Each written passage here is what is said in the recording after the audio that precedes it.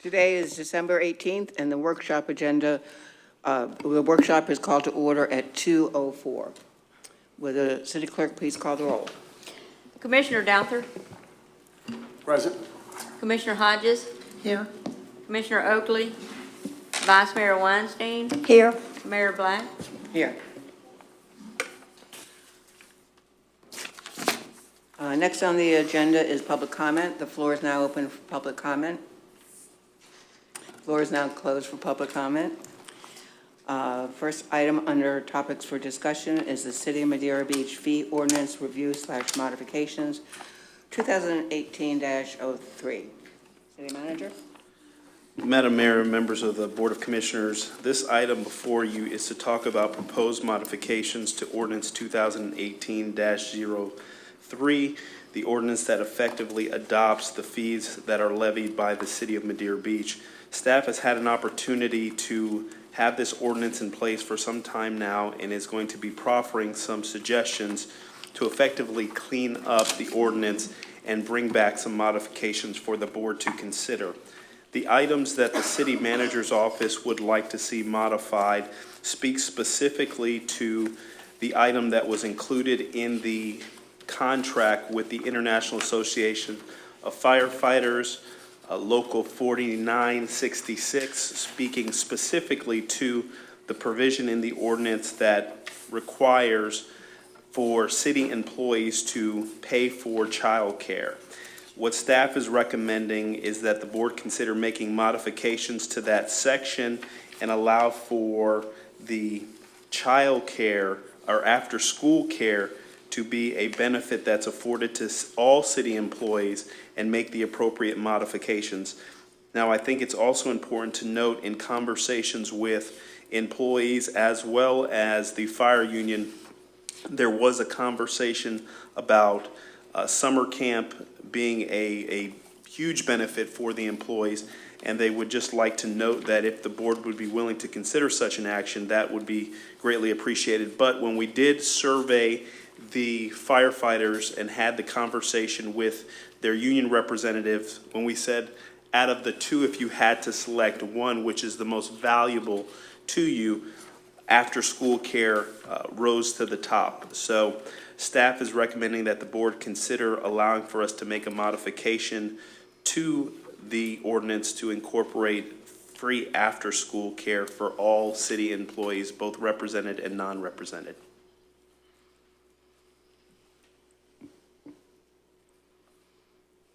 Does it have a cap on it? It doesn't have a cap on it per se, because I believe it's not something that's consistently used every day. It may be intermittently because the firefighters work one day on and 48 hours off, so it's sporadic how we can handle that. So if it was the board's pleasure for us to look at some situation whereby it's a cap value or something like that, those are things that we can do some additional research and bring it back as part of modification to the ordinance.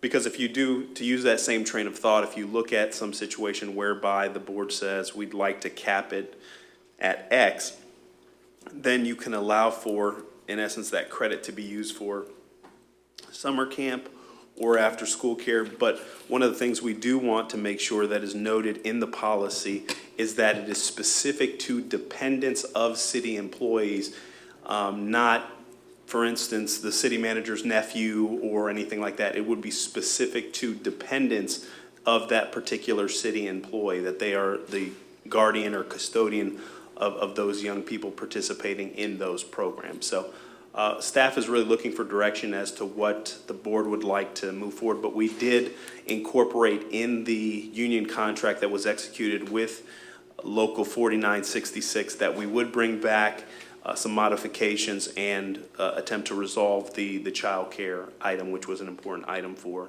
the employees. I'd also like to know what the dollar cost is going to be to the city. That's something that we can bring back in the ordinance and look at, because we can easily pull the data as to how many employees participated in that program. But I think it's a pretty small number of employees that participated in that program. But I can get you a hard number once we come back with the final ordinance for consideration. Thank you. I feel this is really a good move for the city employees and for you to do that for them, because I know they're going to appreciate it. Jay, we had that in the past. Was there a lot of children that took part in this? Do you remember? I know it's been a while. To speak directly on, I would say, man, it's less than, I'd say at most is 2 to 3 kids. We do have one firefighter that has 3 children, but he, again, as And Mr. Evans. what about the city employees? City Like employees, yourself, you've got your little girl and so forth. correct. She's not age eligible for another 3 years. We have another staff member that's had a child, but as far as like within my department alone, we have one child who's eligible for this. And as an example to this, that staff member is certified to be one of the child care staff.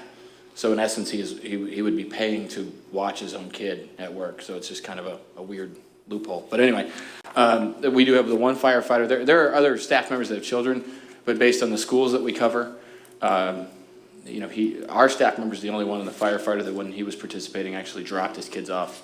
And it was one day every 3 to 4 weeks. It really depended because, they're depending on him and his significant other and their schedule. So. And what is the age limit? We do kindergarten through 8th grade. So K through 8, basically Madeira Beach Fundamental and then Orange Grove Elementary.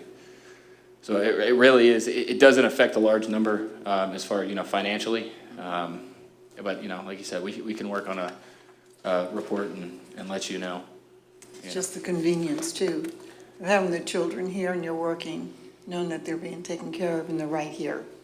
Correct. I think a lot of the employees who have their children that have access to do this, I think they'd really benefit and really enjoy that special option, really. Right. And, and for me, staffing wise, with the one individual that we have and when I get there,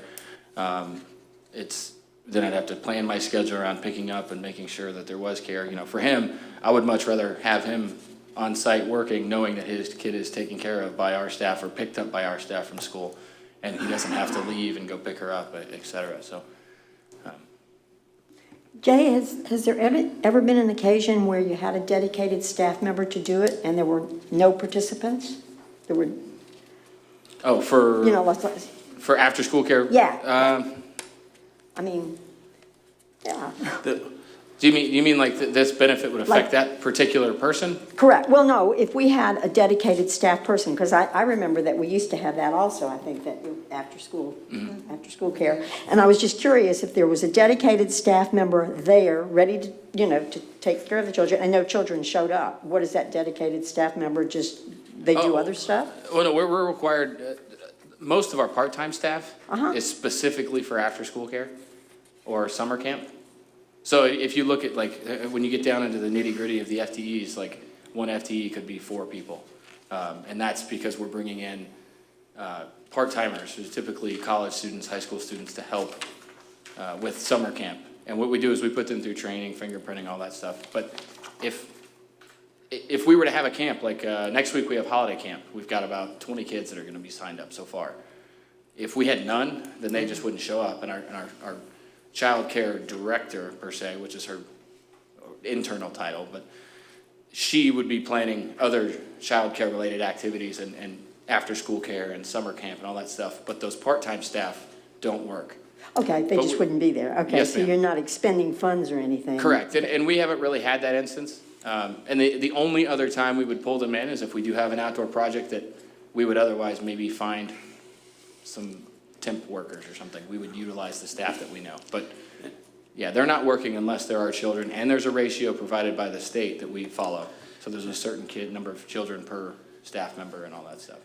Okay, and they're all certified? They have to go through state certification? Yeah, fingerprinting, work with background children? checks, Okay. CPR, all sorts of stuff. Yes, ma'am. And Jay, or Director Hatch, for the record, the city would not incur any additional expenditures associated with allowing for this to go on. So it wouldn't be like you have to hire an additional person or get an additional equipment or those types of things. because I think therein was the conversation that the board had when we first talked about the ordinance and the modification. But if they are to make a modification to the existing ordinance, I just wanted to ask that question for the record, that you would not have to incur anything else. Yes, of course, and then, or no additional cost. And I guess this would be a good lead back into Commissioner Weinstein's question. If we were to have, say, a school day out, and we only received 3 registrations from city staff employees, that would be a situation we'd probably cancel that activity, knowing that we are not bringing in revenue related to that. So we wouldn't incur any additional cost for that. But our ratio is usually it's 1 to 25, or the fire code. One of our rooms is coded for 19, so we have 1 staff member in there for 19 kids. And then another one, it just depends on the 3 rooms we have over there plus this room. And we do 2 here for gender issues with the restrooms here. So we have 1 male and 1 female staff, just to make sure that it's all covered. All right, any more discussion on this item? Yeah, I have a couple of things I don't, if you could give me the answers for, on page, I think it's just about the last page, we're talking about the marina, and they're talking about the fuel discount. What is a boat US/CTO?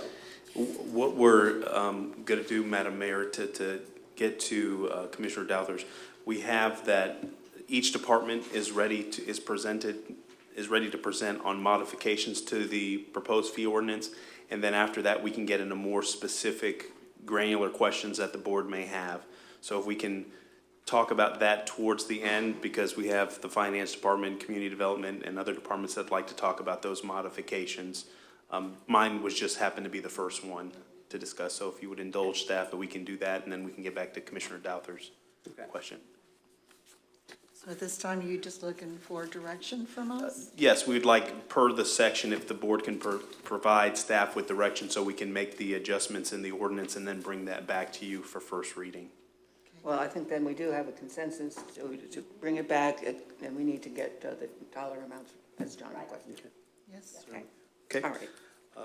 The next department, Madam Mayor, I believe is community development, and then followed by recreation. She was just in here a second ago. Yes, she was. Okay, we'll go to recreation first, and then. Good afternoon again. The changes that we proposed, we actually covered a couple commission meetings ago in regards to the rentals and event fees. So there were no changes to those. And then the other fee change was the addition of the gym, the fitness center fees, which would, per y'all's recommendation, would be free for resident, and then free rate for the resident rate, non-resident rate for 5 daily, 20 monthly, and 200 yearly, and then a weekly visitor pass for $15, which is on the first page of the recreation thing. Outside of that, we didn't have any changes from our prior conversation about the different rental rates and fees that we had proposed. Okay, Jay, as far as the equipment, are you planning on maybe looking at an opportunity to get more equipment for the room there? Yeah, that we actually, there's further discussion going on. We had insurance discussion this morning. We met with our representative, and she's going to provide us with a memo and some suggestions on that. And once we get through that, my next step will be to discuss with the company who provided our equipment in the first place, make sure, one, that there's not any additional outstanding maintenance, any other fees that we need to worry about as far as that's concerned. And then we can discuss other fitness equipment and kind of tailor. Because one of the conversations with the insurance agent was the type of equipment we have in there versus the potential users. So we want to make sure that we don't have, world powerlifting equipment in there, and we're trying to just use treadmills. So we want to make sure, not that we have that. That was just an extreme example. But yeah, we'll definitely look at that. Okay. How many treadmills are there? Two treadmills and 2 ellipticals. It would seem to me we might need more treadmills, if anything. Yeah, and again, we'll discuss that a little bit. I just want to make sure we get the insurance and all that financial nonsense knocked out of the way first. And Madam Mayor, if I may, to the director's point, in the conversation that staff had with the insurance agent today is that we have to be very selective on the types of activities and the types of equipment that we allow for use in that space, because there is some concern that because of the nature of the equipment, because of the public access that you are affording, that you may not see an increase in your insurance premiums now. However, you will probably see increases. So one of the things that we were just talking about briefly is more of a passive recreational element, to where you may have the instructions for exercises based on a certified entity on the wall and the certain equipment, but more so your treadmills or your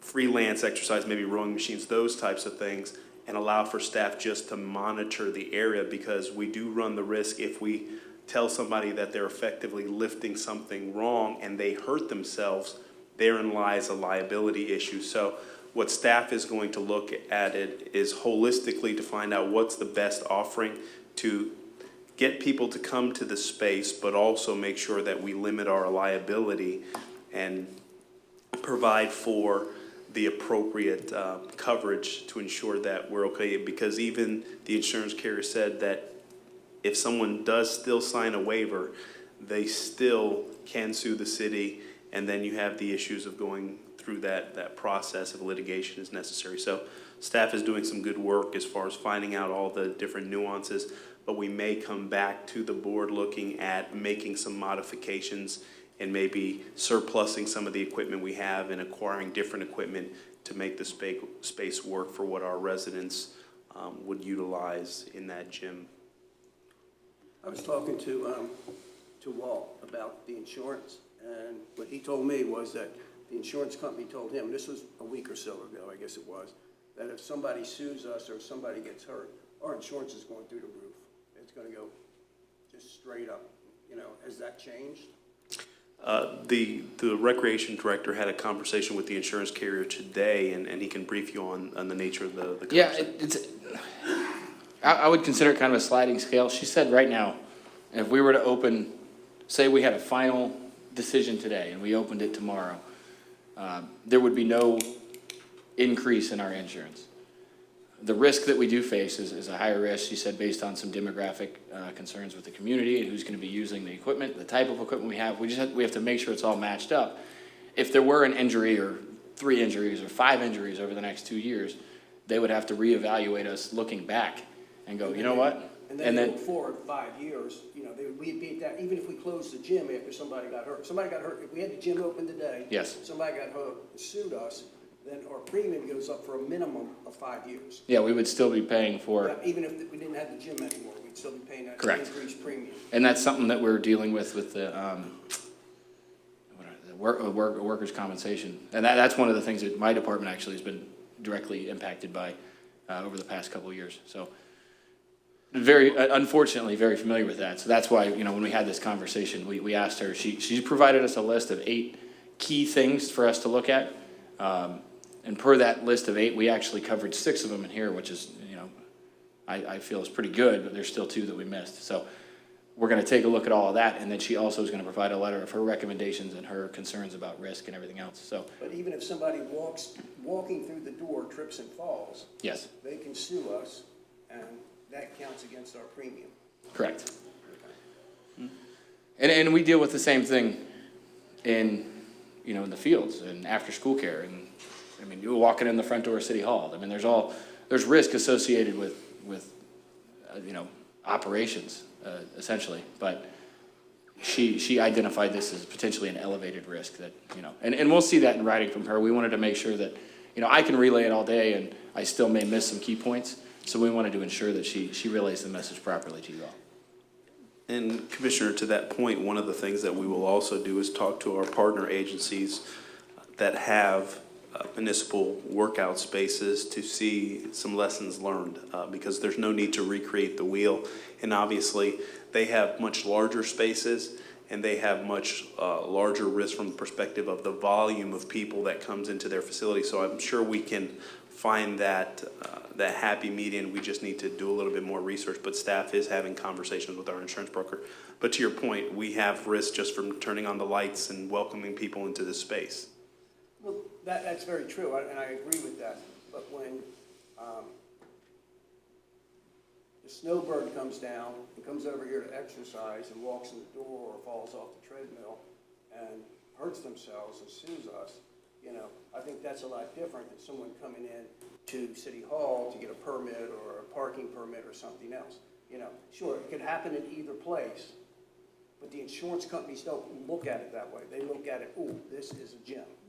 And from talking to insurance carriers, that's what they're gonna look at. And then if someone does get hurt, what I'm being told is, you know, they go forward 5 years. So if they get hurt today, even though we close the gym tomorrow, we're still penalized in our insurance for the next 5 years. You know, and if somebody 4.5 years from now gets hurt again, then 5 years from that point, you know. So that's kind of scary to me. Thank you. That's why I thought that, and I might be wrong on this or missing something in this conversation, but that's why I thought that we were going to, and I've got it in my notes, that the insurance company was either going to make some kind of a physical assessment of what we've got here or what we intend to use and be able to provide us with, exactly based on what we have right now, instead of spending a lot more time on it, tell us what our liability is with what we've got just right now. Because then we have to make a determination, do we want to spend the money to, you know, to put other types of equipment in there? Or am I on the wrong track? And to your point, Vice Mayor, the insurance company is providing us a letter based on some things that they would like to see us do before we allow for public access. There's just some equipment in there that we believe from the staff's perspective that if we remove it, it lowers our risk and liability. We have some leg presses that, you know, can easily put 400 or 500 pounds on there. And so there may be some equipment that we look to swap out or replace or those types of things to fall in line with what the insurance company would feel more comfortable with based on the nature of our demographics and who's going to be utilizing the space. And so we're going to have that letter. Once we have that in hand, we'll have a better understanding of, in essence, is it going to be a capital investment of, you know, $250 or $2,500? And at that point, then we need to ask ourselves, is it worth us exploring that endeavor? If the insurance company comes back and says they need some substantial modifications, then that's another conversation with the board. So what we're asking for is obviously making the modification to the fee ordinance to incorporate the language that allows for free membership for residents, but also the fee for non-residents. And through that process of, you know, us exploring this for a couple of months and seeing how, if this space is being utilized and if it is in fact a benefit to the residents, then at that point we can determine, do we continue on this or do we look to modify that space and utilize it for something else? Okay, I get you. Because it may end up being something that's used for, you know, Pilates or yoga or what have you. I just remember in the past, it seemed like and I would think that insurance would work like this, that they would actually have pictures or they would have done a physical assessment of the property. So should there be any type of accident, they'd look at it after the accident and realize it was exactly the same as it was before. So what they were insuring, you know, that's the only point I guess I'm trying to make, that I want to make sure that, I mean, a letter is fine, but a letter doesn't tell the whole story, I don't think. I think that you need a physical assessment of that property. Well, and per our conversation today, I mean, she basically made it clear that as the room stands now, as a current use, we are insured, but we don't assume the risk yet. But since it is closed to the public, we're not assuming the risk. So they are aware that it is used as a fitness center at this point, and it is insured. And then when we do assume the risk, they're still going to insure it the same way, but they're just going to know that the risk is much higher because we're going to have more traffic in there, and that there's more potential based on who is using it and the policies. So they're giving us a framework of these are the policies and procedures and everything that we should do, but there's still the risk. And then, but to back up, the timeline is gonna be, we had the conversation, she's gonna send us the letter with her recommendations and her concerns. And then she actually said that after that, if there's further discussion that needs to be had, she's more than willing to come to a commission meeting and we can workshop it again as well. And she'll Okay. answer whatever she needs. Okay, but for right now, we're talking about fees, so the Yes. fees are cool, yeah. Right, right. If an employee gets hurt while they're in their exercise, and that comes under workman's comp, not the insurance, correct? Because if they're on the clock. Well, I believe that the conversation that we've had with Mr. Evans is, if we're in there, it's not on the clock. We're not working on, I'm not going there and saying, yeah, part of my 40 hours this week was me working out. No, it's my personal time. If I want to take my lunch break and step foot in there, or if I want to go after hours. So that's the assumption of our own. Right. The employees that are effectively utilizing that space, the non-represented employees are utilizing it during their break times or their off times and things like that. So in the effect that they are injured in that space, it wouldn't be something that would be applicable to workers' comp because it's not within their scope and responsibilities as a city employee. Now, if they are hurt, now there still is some risk in the event that the equipment was faulty and those types of things, et cetera. On the other side, you do have firefighters that are effectively working those 24-hour periods that utilize that space, and then therein lies the gray area where one could argue both sides of the coin on that. So from our standpoint, and it's been our practice since I've been here, is that space is utilized for employees off the clock on their own time. Additional mentions were also mentioned by the insurance for wellness programs as well. Yeah. If there's a facility similar to that available to us, and I know that, I don't know the exact terms that the fire department has, but they do have required PT, and that's just one of the facilities they use. Some of them jog around the park or do other activities, but it's in the same way that it's an insurance risk, it also helps the insurance for the wellness side of things. It's kind of weird, but.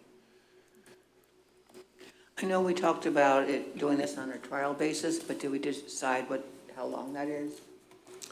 I think we were saying 3 months initially. Yeah. Okay. I know it was quoted in the newspaper that we were going to open it like next week, so if they're watching, that might not be true. But we'll definitely, like I said, we want to get through the insurance and all that stuff, but once we get through the full conversation, we decide yay or nay, we still have to have this in the fee schedule. So if it's not in there and we go for it, then we can't do it, but if we get it in there and then we decide otherwise, then we can make a change in the future. But that's why we brought it forward today. Any more discussion from the commission? This item's now open for public comment. Oh, we still have the other departments, or do you want to go public comment after each of the section? I think it'd probably be more relevant if we did it after each item. Okay.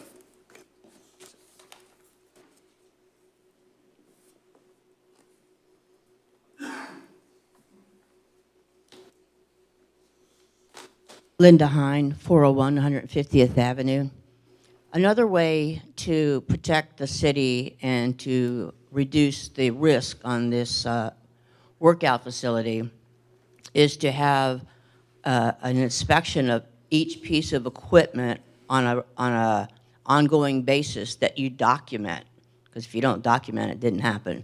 And there might be a list of things based on the manufacturer of what you should be inspecting that might be also attached to that, or at least in a book that they're familiar with, and because you don't want to have faulty equipment that contributes, and they can say, well, it wasn't working right, or this, that, or the other, but if you have documentation that you've been inspecting it routinely, that will help prevent the equipment from going bad, and also them saying that, and it looks better if there is a problem, because if you haven't been doing something, then you're not proactive. So I had 25 years as a safety consultant, so I'd be glad to help you with figuring out a few things on that. Anyway, thank you.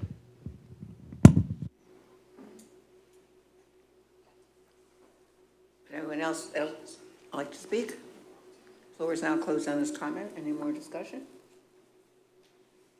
All right. Fine with the fees. Thank you. The next department will be the Community Development Department and Director Portel.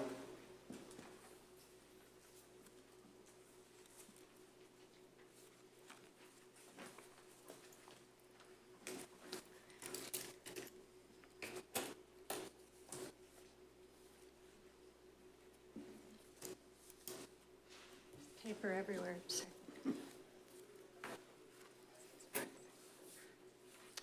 All right, you were asking about the fee ordinance change? Yes. The only portion that I've changed for the development services operation is for the variance cost. And we realized after review of the last changes to the fee ordinance that we had increased the cost for the administrative variance, but not for the variance where the special magistrate appears. That's really a huge cost for the city. Every time someone comes out, one of the magistrates come over for a hearing, it really cost us more than the $600 that I'm proposing. But the hope is that we have them here for more than one item at a time, but definitely well beyond the cost of the $450 that the previous schedule had listed. Quite often, by the time we're done with getting the written findings back, we've spent close to $1,000 on a single variance if it was the only item on the agenda. So Linda, excuse me, but is that, you're talking about the residential or the multifamily, or are you just going down in general variances? That's just in general for In general. variances, yes, Okay. yes. And you said you wanted to Oh, change let's it to see. 6? Oh, yes, your copy doesn't have that. Yes, the only thing I was proposing was, I apologize for that, where it says zoning variances residential and multifamily 450, that those be changed to 6. And we actually should do the same for the special exception use because it's the same process. We have to write, you've probably seen them, but we have a series of findings that the staff has to make and quite a bit of investigation. Then the hearing, we have to do the posting and the mailed notice, and then the hearing officer's here, and then the hearing officer does findings of fact and returns them back to us, and all of those are separate charges. It does mount up. But I'd like to, when we were first doing the fee ordinance, I hadn't been here long enough to really assess what the cost was for each of those procedures, and I'll be tracking it more carefully throughout this next year to make sure that the city is covering its cost for variances and its special exceptions. But at this point, I think it should be at least the cost that we had are higher than the cost we have for administrative, because with the administrative variance, I have to go through all the same reporting, but I don't have to go to the magistrate. So you're going to leave that at 500? Yes.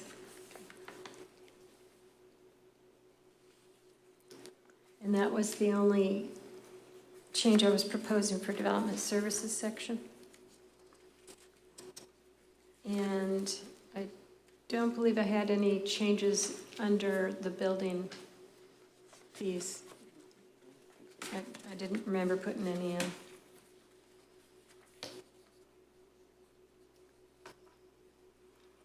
On your copy on page 5, it has interpretations on letter N, FEMA floodplain ordinance interpretations and reviews. It has interpretations in red. I really can't explain that. It's just the way it printed out last time, but that'll be amended and corrected to just standard type.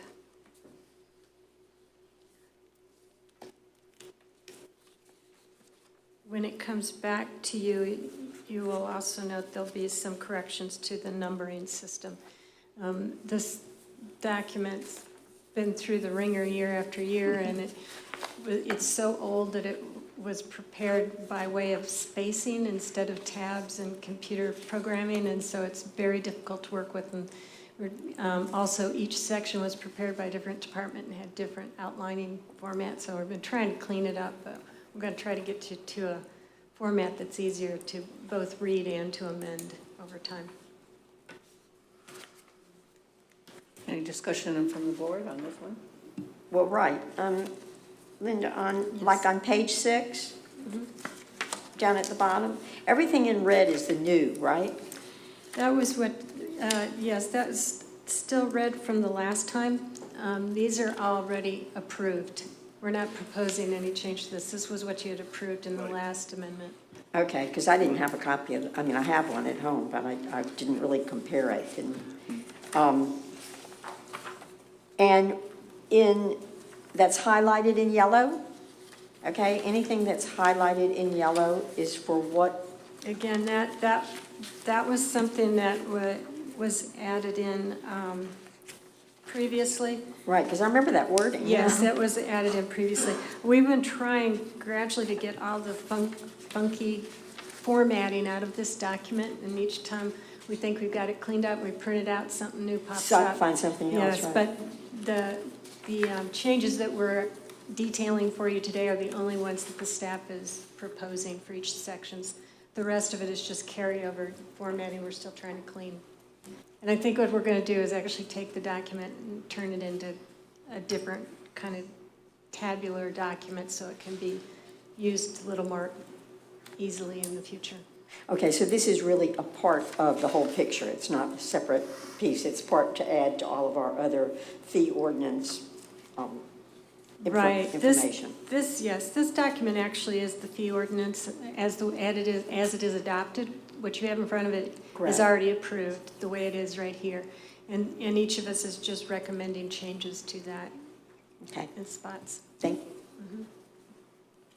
Linda, we still haven't done anything on the impact fees though yet, correct? No, we just discussed that today about, I'm going to try to find a group either through one of the university programs that can do the assessment for us, because we actually have to do a study and assess the impact fees before, and what the real impacts are and how they relate to development in our own town, in the city specifically, to Madeira Beach, before we can put together an ordinance adopting impact fees. So I began putting out feelers for that today. There's a program at USF and there's one at University of Florida for resiliency initiative type communities, and we can enter into a interlocal agreement with those without having to go out to bid. So it gets us moving faster and it gives us access to high-level research facility and people that do this work regularly without having to go through a long bidding process. So what type of timeline are we looking at approximately? A guesstimate on your part? Usually when you get involved with these groups, it takes them 2 or 3 months to get something back to us. Okay. So we're hoping to get something back to you in the spring. Thank you. It just seems, it's not surprising to me, but it does seem pretty apparent that for many years we've been really negligent on collection of fees. What I want to ask you is, right now, okay, and I wanted to ask this the last time and I forgot. Right now, when a person comes in, do they bring a check in with them when they want to do one, when they want to do one of these things? Do they get billed? What's the process? Yes. Do we really have a process for it? Yes. Right now, if they come in for building or any other permit, they pay at the counter, and they may bring in an application. We review the application to determine what the real cost is going to be, because we have to verify the cost. People will, the building fees are based on a percentage of the cost of the project, and they'll always lowball. Right. So we have to look at it, make sure we're using the same standard of cost for all projects. With the site plan projects, they come in and there's a set fee for site plan activities, and they come to the counter and say that they want to apply. They call Gwen up and she takes their check for the amount. So by the time I get the application, there's a check attached to it. During the process, if it's a very complex review and it goes beyond the standard amount of time that we give these projects, we will begin billing them on an hourly basis for additional costs. That's written into the ordinance as well. What we would like to do, and we do it somewhat now, but when people call in for smaller things such as zoning letters or interpretations, or if they come in for special extra meetings on an item, they get billed an hourly rate for staff time, and they can pay with that over the phone using a card. I think the new process that Walt's looking at putting in place would allow people to pay for things online with a credit card. We've been hoping to get to that point because people can then get online and make a request for a zoning interpretation and pay for it. And when we see it's been paid for, then I can generate the letter. So we're trying to capture all of it. It is a little bit difficult. People walk in all the time, and remembering to bill somebody for when it's an extra meeting is kind of tricky. So we're still working out procedures to make sure we're capturing it all, but Okay. that's the plan at the moment. Thank you. That's what I was wondering. Thank you. I'll open the floor for discussion on this item now. The floor is now closed. Any more discussion from the board? No, but I'm with it. All right. Thank you. Thank you. Madam Mayor, the item that I will be also providing a recommendation to the board is based on the fire inspection fees or plan review fees associated with the services that are provided by the fire inspector. Currently, our policy calls for, we charge $100 based on the square footage of a facility, anywhere between 0 to 10,000 square feet. And then there's additional costs for every 1,000 square foot afterwards. When we did some research and we looked at some of our other municipalities, they're charging 5 cents per square foot regardless of size. So the same types of inspections that we're doing, other entities are doing it and generating 5 or 6 times the revenue that we collect for the same amount of work. So what we're proposing is to fall in line with our other municipal counterparts for plan reviews associated with the fire inspector to call for 5 cents per square foot regardless of project size. Like previously stated, the fee ordinance says base fees for buildings up to and including 1,000 square feet is $100. Base fees for buildings over 10,000 square feet under roof is $100, and each additional 1,000 square feet is $2. So when you look at a city like the city of Largo that charges 6 cents per square foot, and you look at those numbers, there's a lot of work and effort that's gone into that. So the city is trying to recoup the revenue associated with the fire inspector. And I believe when the fire inspector position came into an existence, it was intended to generate the revenue to offset the salary cost for that particular position. By doing this effectively will help close the gap and help generate additional revenue to offset the cost for that person based on the level of work that's being provided. So we'll have this when this comes back to us? The new Yes, fees? sir. Okay.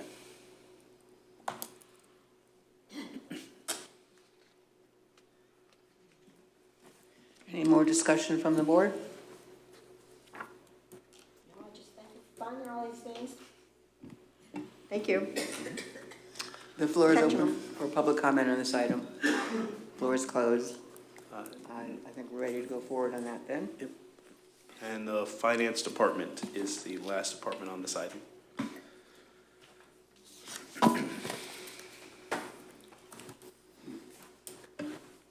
Madam Mayor and Commissioners, just to elaborate on what was discussed earlier that Linda brought up, we're looking at a system that will be added to our website, which is called customer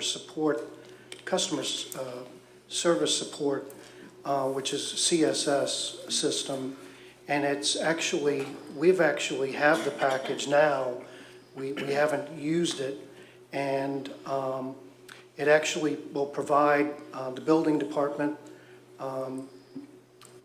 the opportunity to, as people come in, people can actually pay online and through the website instead of coming in and actually doing it on site here.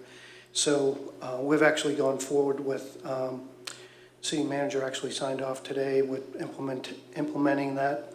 It's a 4 or 5 day process where Munis, who supports our financial system, they actually come in and provide that support, help us build the product in the system to allow that to happen.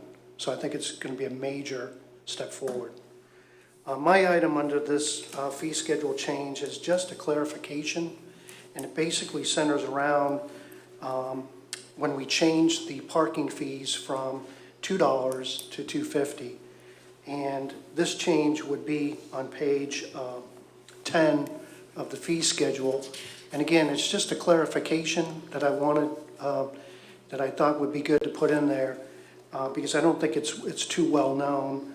And basically, Article 3, Finance Department, under Section H, and it would be right under the parking meters fee, which does indicate the $2.50.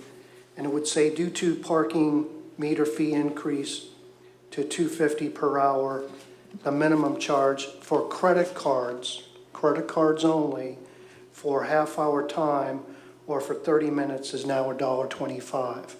And I don't know if the board actually, or the commission actually knows this, but when it was $2 to park, that $30 interval was actually $1 or half that. And reason being is, and this is just for credit cards, it's not for anybody who's paying cash, who wants to go and park their car for 10 minutes and pay for those 10 minutes, that would be 10 minutes. But if you use the credit card, we're being charged by the credit card company for that half hour. So if somebody comes in for 10 minutes to use the credit card, we have to charge them that half hour, because that's, the credit card company is charging us that.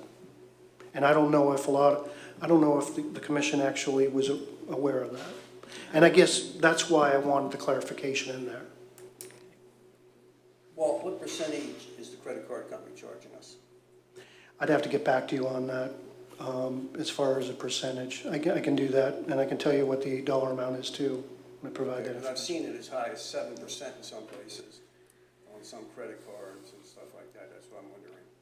A lot of it's based on the volume, that you're going to turn in on MasterCard or Visa or American Express or whatever. We did sign, as you recall, I believe it was January, a new agreement with Heartland, and Heartland lowered their fees significantly, not just for the building fees, marina fees, but fees also at the rec center as well, and the Are we parking. also looking at paying with PayPal or anything else? Well, and that's why I wanted to mention this CSS system that we're trying to get implemented, because that should,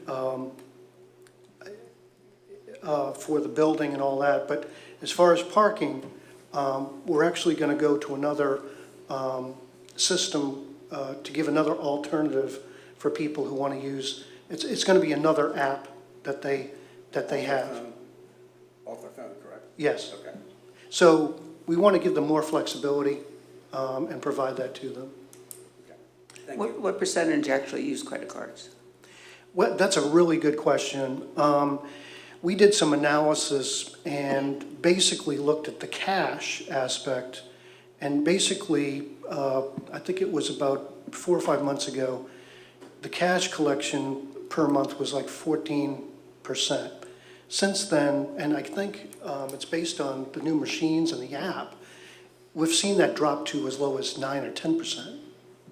So what we're hoping is eventually, and we're talking about the time frame that we might be implementing this, is eventually we would like to go strictly all credit card. And that would save staff time, and it would also provide, which I like, better controls. Because when you're dealing with cash and collection of cash, you know, you have to have a lot more controls as if it was just credit card. You would, and you know, all of those Florida parking lots, every one of them, there's no cash. They're all credit cards only.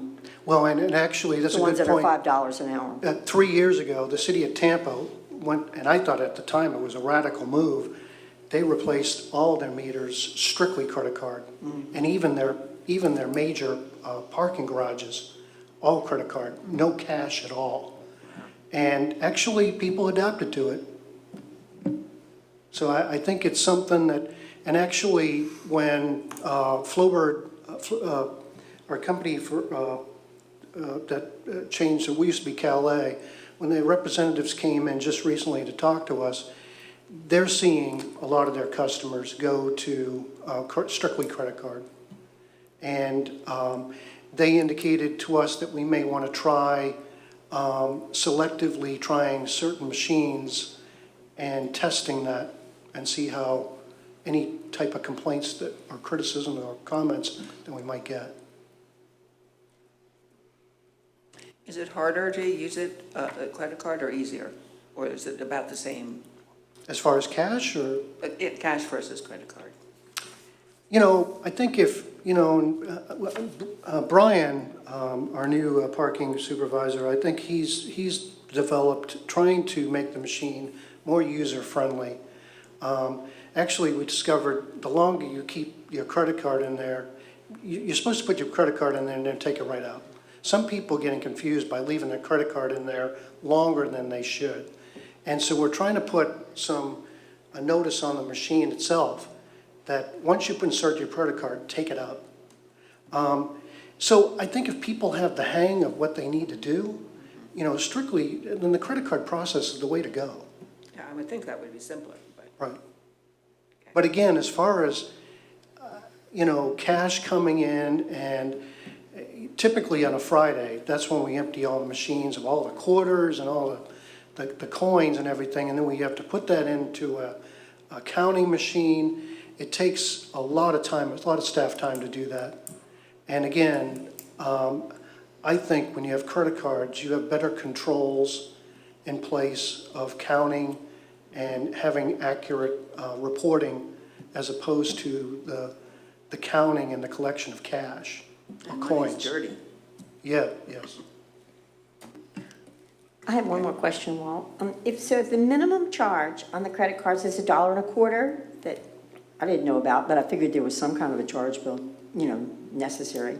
What's the maximum? What's the maximum? $8, $10? You know, that would be charged when.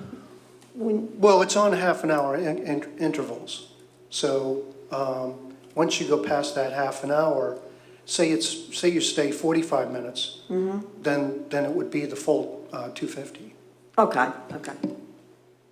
You know, and again, it's the credit card company has to charge us a certain point, and it's that half an hour interval. And actually, we actually caught an error where I think right after we changed to the new machines, it actually went to 5 cents instead of the $1. And actually, for a while there, we were losing money until we corrected this. So our parking enforcement department was responsible for actually catching that. Walt, I just wanted to ask you something that's kind of off the wall.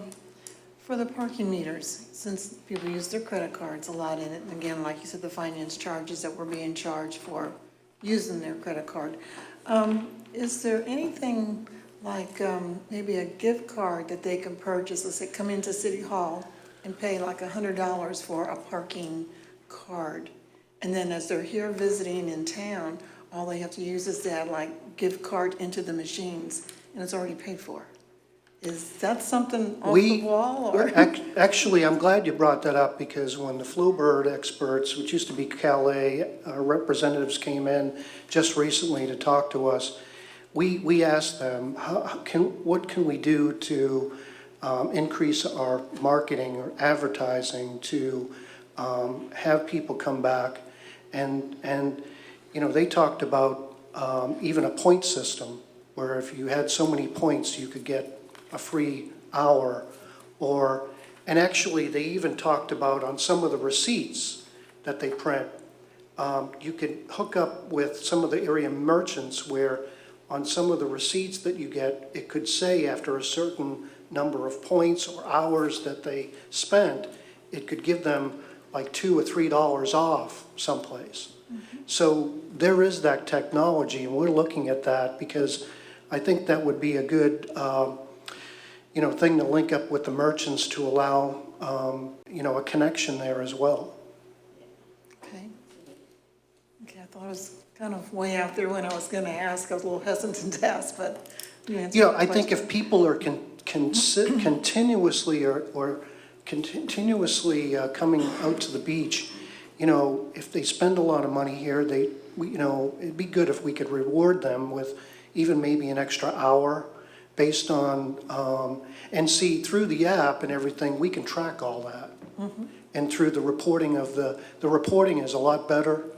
And so we can track a lot of that. So if we do see that they're bringing a lot of money and coming out of this, you know, continuously, we can offer them, you know, free hours of parking and so forth too. And that will encourage them to come back even more. Well, so it would eliminate the finance charges then, correct? Yeah. Thank you. But we even also talked about the point system Sure. and having certain points built up, that after so many points that they could get free parking for a day, or again, something, $1 off at a local merchant. I think that'd be a great incentive, really. Or even just give them free parking for a day. That would be a good incentive too. Right. Check it out, Walt. Okay. The floor is now open for public comment on this item. Floor is closed. Any more discussion? Okay. See, next item is city employee benefit discussion. Wait a minute. I thought we were gonna get to that part on You want to get to the marina? the marinas part before we close this out.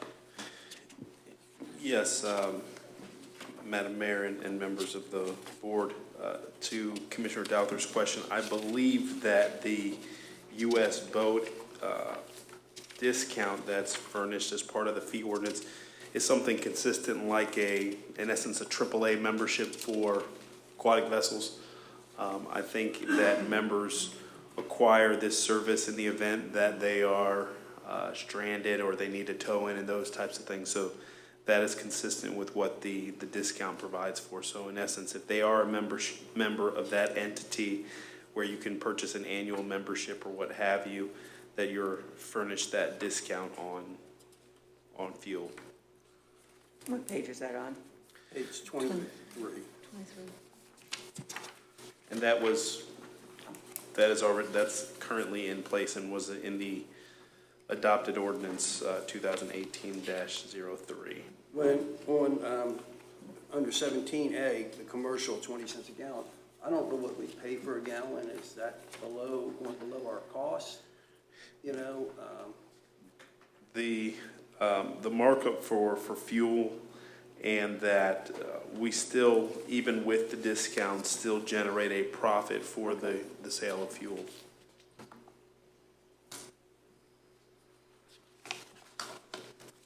Any more discussion from the board? Floor is open for public comment. Floor is closed. I think we're ready to go forward then. Did I forget anything else, John? Okay, thank you. thank you. City employee benefit discussion, city manager. All right.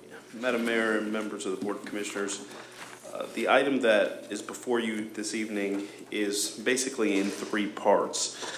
Based on the conversation that staff had with the Budget Committee dating back to, I believe, July, we spoke about the employment or the employee retirement schedule and possibly making some changes to the vesting schedule. Right now, the vesting schedule is a 5-year cliff vest, so the city contributes 9%. The employee is not required to contribute anything into their retirement, and then after 5 years of service, they're eligible to receive those monies in the event that they separate employment from the organization. Because of the nature of the workforce and trying to preserve and gain a competitive advantage as we attempt to bring in new people in the organization and retain the employees that we have, in our conversations with the Budget Committee, we looked at having a tiered vesting schedule that would allow for employees to vest sooner, and in the event that they depart from the organization after 3 years or 4 years of service, that they're able to leave with a portion of the monies that the city has set aside for the purposes of their retirement. Based on the discussions that were had with the Budget Committee, we looked at the graduated vesting schedule that after 2 years of service, the employee would receive 25%, after 3 years of service, 50%, after 4 years, 75%, and after 5 years, 100% of the monies that the city has contributed. In the event that the employee leaves the organization after 2 years of service and there's 75% of the monies is remaining, that goes into a forfeiture account that's utilized to keep the plan healthy, etc. In our research in other entities, both public and private sector, it's very common for a graduated vesting schedule. You only see cliff vesting nowadays when you look at more of a defined benefits plan versus a defined contribution plan, which the city has.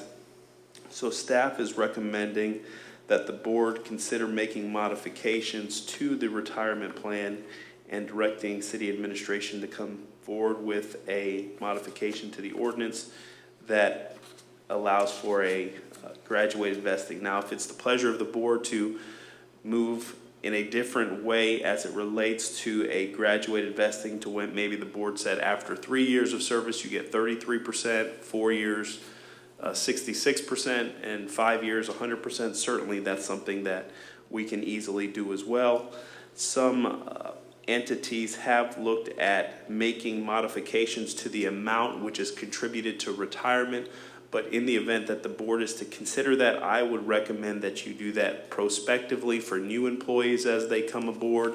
So let's say that 9% was a sticking point for the board and you wanted to go something lower than that. One, I would ask that allow for staff to bring you a comprehensive study with respect to that we can easily do internally, what it would look like for an employee contribution as well as an employer contribution. Reason being that we would prefer doing it that way is we want to hold harmless our existing employees, and this organization transitions around about every 7 years. The organization effectively transitions completely.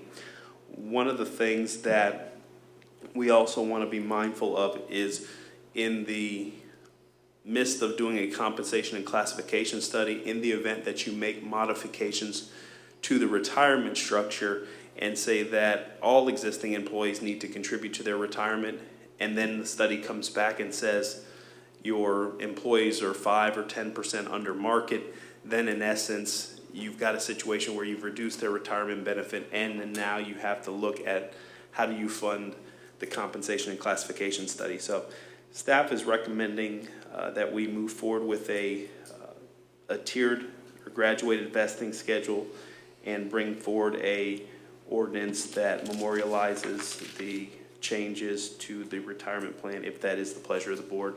And I stand prepared to answer any questions that you may have before we move on to the next topic.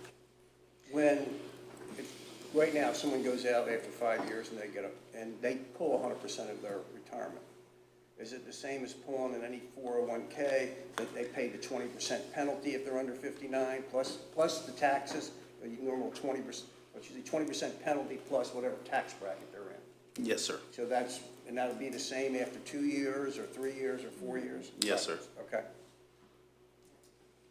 And the city already budgets They can roll it over to another 401k, but Yeah. if they actually pull the cash, But yeah. they pay the penalty plus the taxes, correct? Yeah.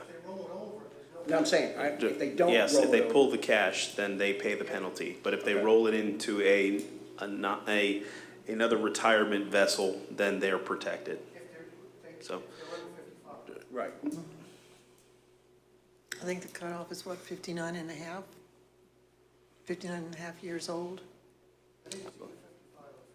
59 and a half. 59 and a half. Director Pierce, if we're going to address the board, if you can come to the podium so it's captured in the public record.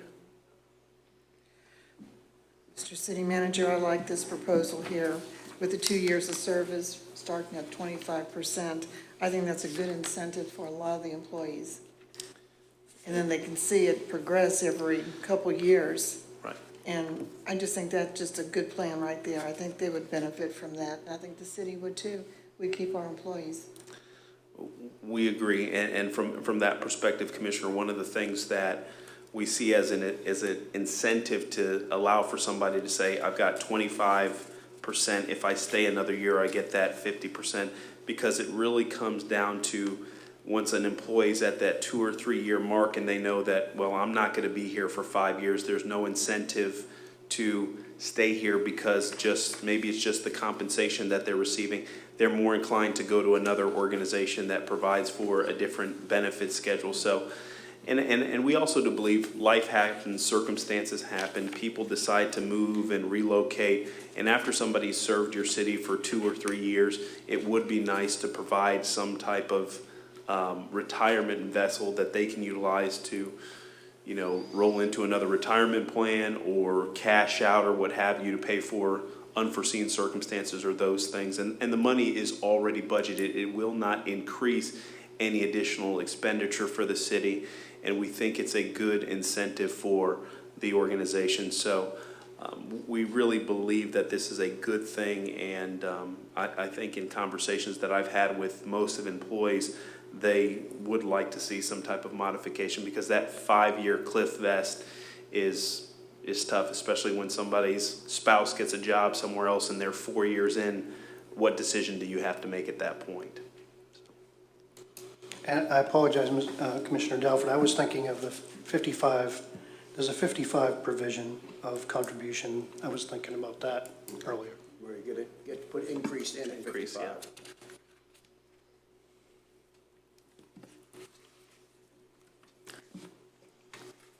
Yes, I think that we should direct the staff to draft an ordinance to memorialize these changes, because we've discussed them. We discussed them during the budget process.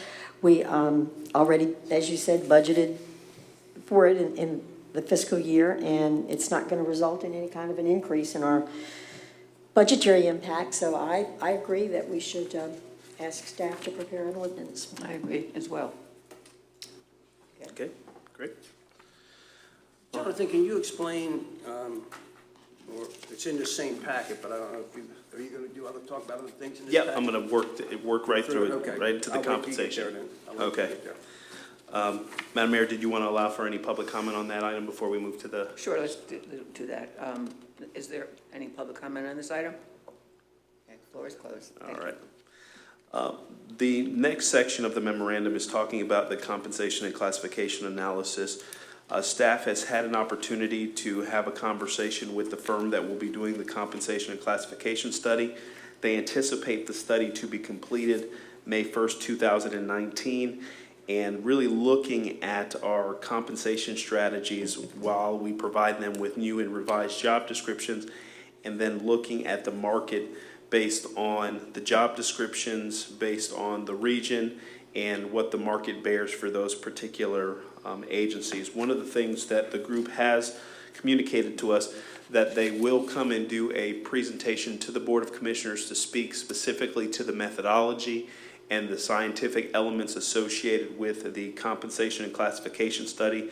The cost for the city is $13,000, which is $1,500 less than we previously discussed with the Board of Commissioners. And in the event that we wanted to make any additional modifications or have them look into any additional employment elements or compensation elements, it would cost us roughly about $120 to $150 per hour. One of the most important elements of any compensation and classification analysis is finding who your peer or comparable agencies are. So we have listed out a couple agencies that we would like to get the board's opinion and perspective on this. Now, we want to get the number probably around 7 to 10 agencies. The agencies that were selected here were selected based on geographical location, obviously the size of the organization, the size of their budget and the general fund, and then agencies that we may also see as legitimate contenders and for personnel. Obviously, we kept off some of the larger employees, the City of Clearwater, St. Petersburg, City of Largo, but we know that those agencies are in fact competitors, because conceivably when you do compensation and classification studies, you have to look at how far an employee would drive for gainful employment. And we have 2 employees that drive from Manatee County to work for the City of Madeira Beach. So folks travel for employment opportunities. So things that we need to consider. So what staff is requesting from the Board of Commissioners is to look at the agencies that we have listed here.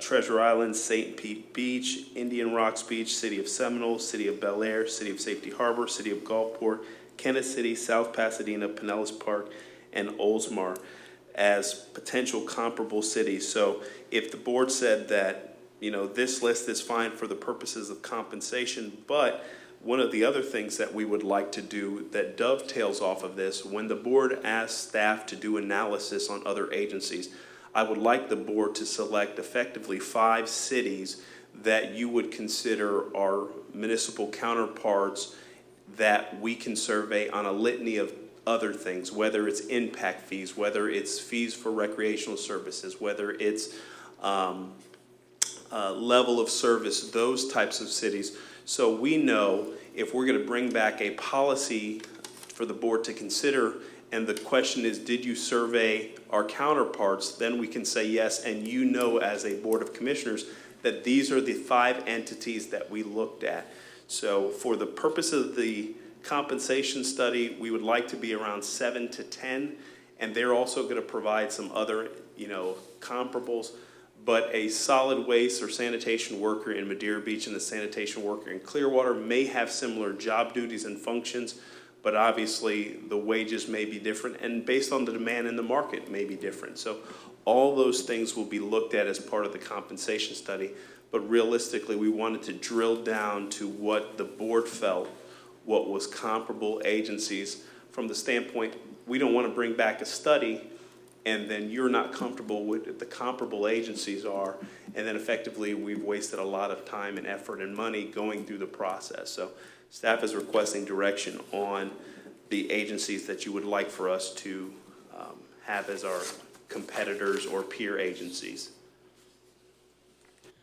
Well, to begin with, I looked at the population of all these cities. Pinellas Park has 52,000 people, so I think we should take that one out right off the bat. And then another high one was City of Safety Harbor, which that's not even that close to us, so I think we should take that one out. And some of those cities, when we look at them, we also look at the full service cities versus some cities that are mostly contract cities as well. So that's why you see a Safety Harbor, because when we look at the types of services we provide similar services. And so that's why you would get that. And again, to the Pinellas Park standpoint is that it's literally up the road, and so conceivably that is in your employment market as well. But that was the rationale behind those two. Well, actually, there are 2 others. There's 2 that are around 18,000. It's Safety Harbor and City of Seminole. I don't know that we need to keep all 3 of those big cities. I understand why we would need some reference point in a close-by city. I'd keep the City of Seminole, but I wouldn't, if we were trying to eliminate, I think I would take away Safety Harbor and Oldsmar. Pinellas Park, even though it is such a large difference in the population from Madeira Beach, it's the same type of government, and it's still a full-service city, as you say, so. And people would move from back and forth from Madeira Beach, because it's close enough. So even though, originally, even though I would think too that, let's go with the cities that have the same type of population, but it's really more than that too. It's really the similar jobs and the offering a full-service city. And so how many do you want? 7? 7 is a minimum. 10 would be, 10 is kind of the number, but 7 is certainly a good number for us, because then we'll also show the outliers as well. Well, does the City of Bel Air, I thought they were contracted out. They have a lot of contracted services. When I put them in, they do have some similar services, but they are around the same population size as us. And how many employees do they have? Do you know? I don't know off the top of my head. I'd have to get back to you. Is that the City of Bel Air or Bel Air Beach? City of Bel Air. So you're not putting the City of Bel Air Beach on here then? No, sir. They only have 1,600 people in Bel Air Beach. Yeah. Well, I think we should go for all And of them. Bel Air except Shores for only has 114. I think we should go for all of them, except for the exception of Safety Harbor and Oldsmar. And I'm just saying that because of the location, I guess. I would agree with Nancy, Debbie. So is there consensus from the board to eliminate the city of Safety Harbor and Oldsmar and include the cities Indian Rocks, or Treasure Island, St. Pete Beach, Indian Rocks Beach, the city of Seminoles, city of Bel Air, city of Gulfport, Kennett City, South Pasadena, and Pinellas Park? Yes, I think we do Okay. have a consensus. Okay, and Wow. so we have 1, 2, 3, 4, 5, 6, 7, 8, 9. So we have 9. Now, out of that 9, does the board want to narrow it down to 5 that you would consider as comparable agencies when you say, Mr. City Manager, go survey these cities to look at health benefits or to look at fees for recreational services or level of service for solid waste, those types of things that we can drill down, that we can utilize for other analyses, impact fees, those types of things. I would say Treasure Island, St. Pete Beach. Indian Are you Rocks. saying keep those or take them out? No, keep them for the 5. is what I'm Okay. saying. I agree Treasure with that. Island, St. Pete Beach, Indian Rocks Beach, Gulfport, and Pasadena. That's the 5 I would say. That's just my opinion. That would knock out Seminole and Bel Air. Right, because, well, for recreation, for instance, if you were doing something on recreation, you might pick different cities because they might have extensive recreation facilities and others don't even have any. Yeah. So I guess it would be, I would think it would be depending on what we were looking for to, Right. what the goal was. And- Wait, would you go over those again, John? I got 6 here, right? Treasure Island, St. Pete Beach, Indian Rocks.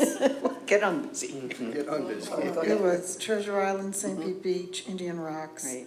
City of Gulfport, and South Pasadena. Okay, so those will be Okay. our 5.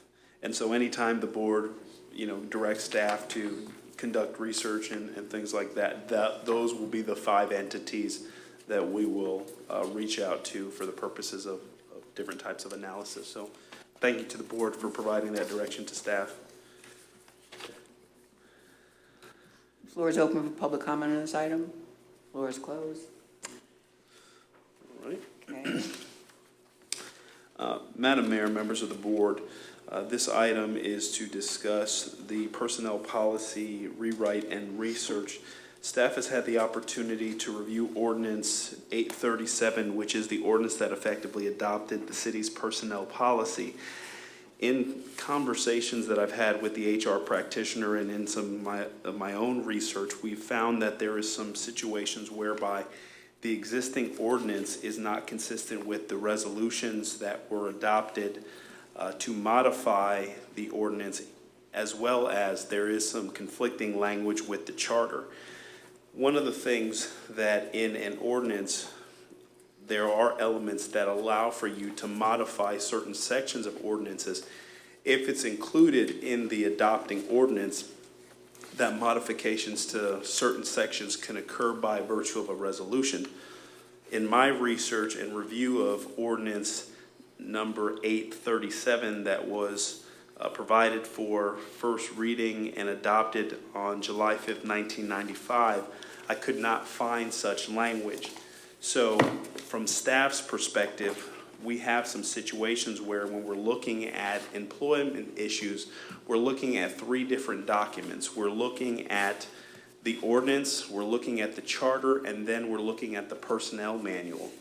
And there's some elements that are inconsistent with the personnel manual and the ordinance. And so obviously the ordinance supersedes the resolution, and the charter, of course, is the constitution for the organization. So attached, I've provided some situations that cause for conflict, and to just provide some visuals and some examples for the board to consider.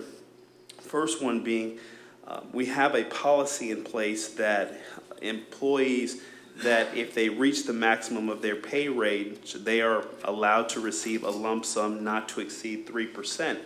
But then if you look at the actual ordinance 837, it says no merit pay increase shall be granted above the maximum pay rate for the position. So that is a direct conflict of the ordinance, so the ordinance will effectively take place. Some of the things that we also call for is a merit pay system, and when you get into the situation here, there's some other inconsistencies with some language that's been added by virtue of multiple resolutions that have been passed.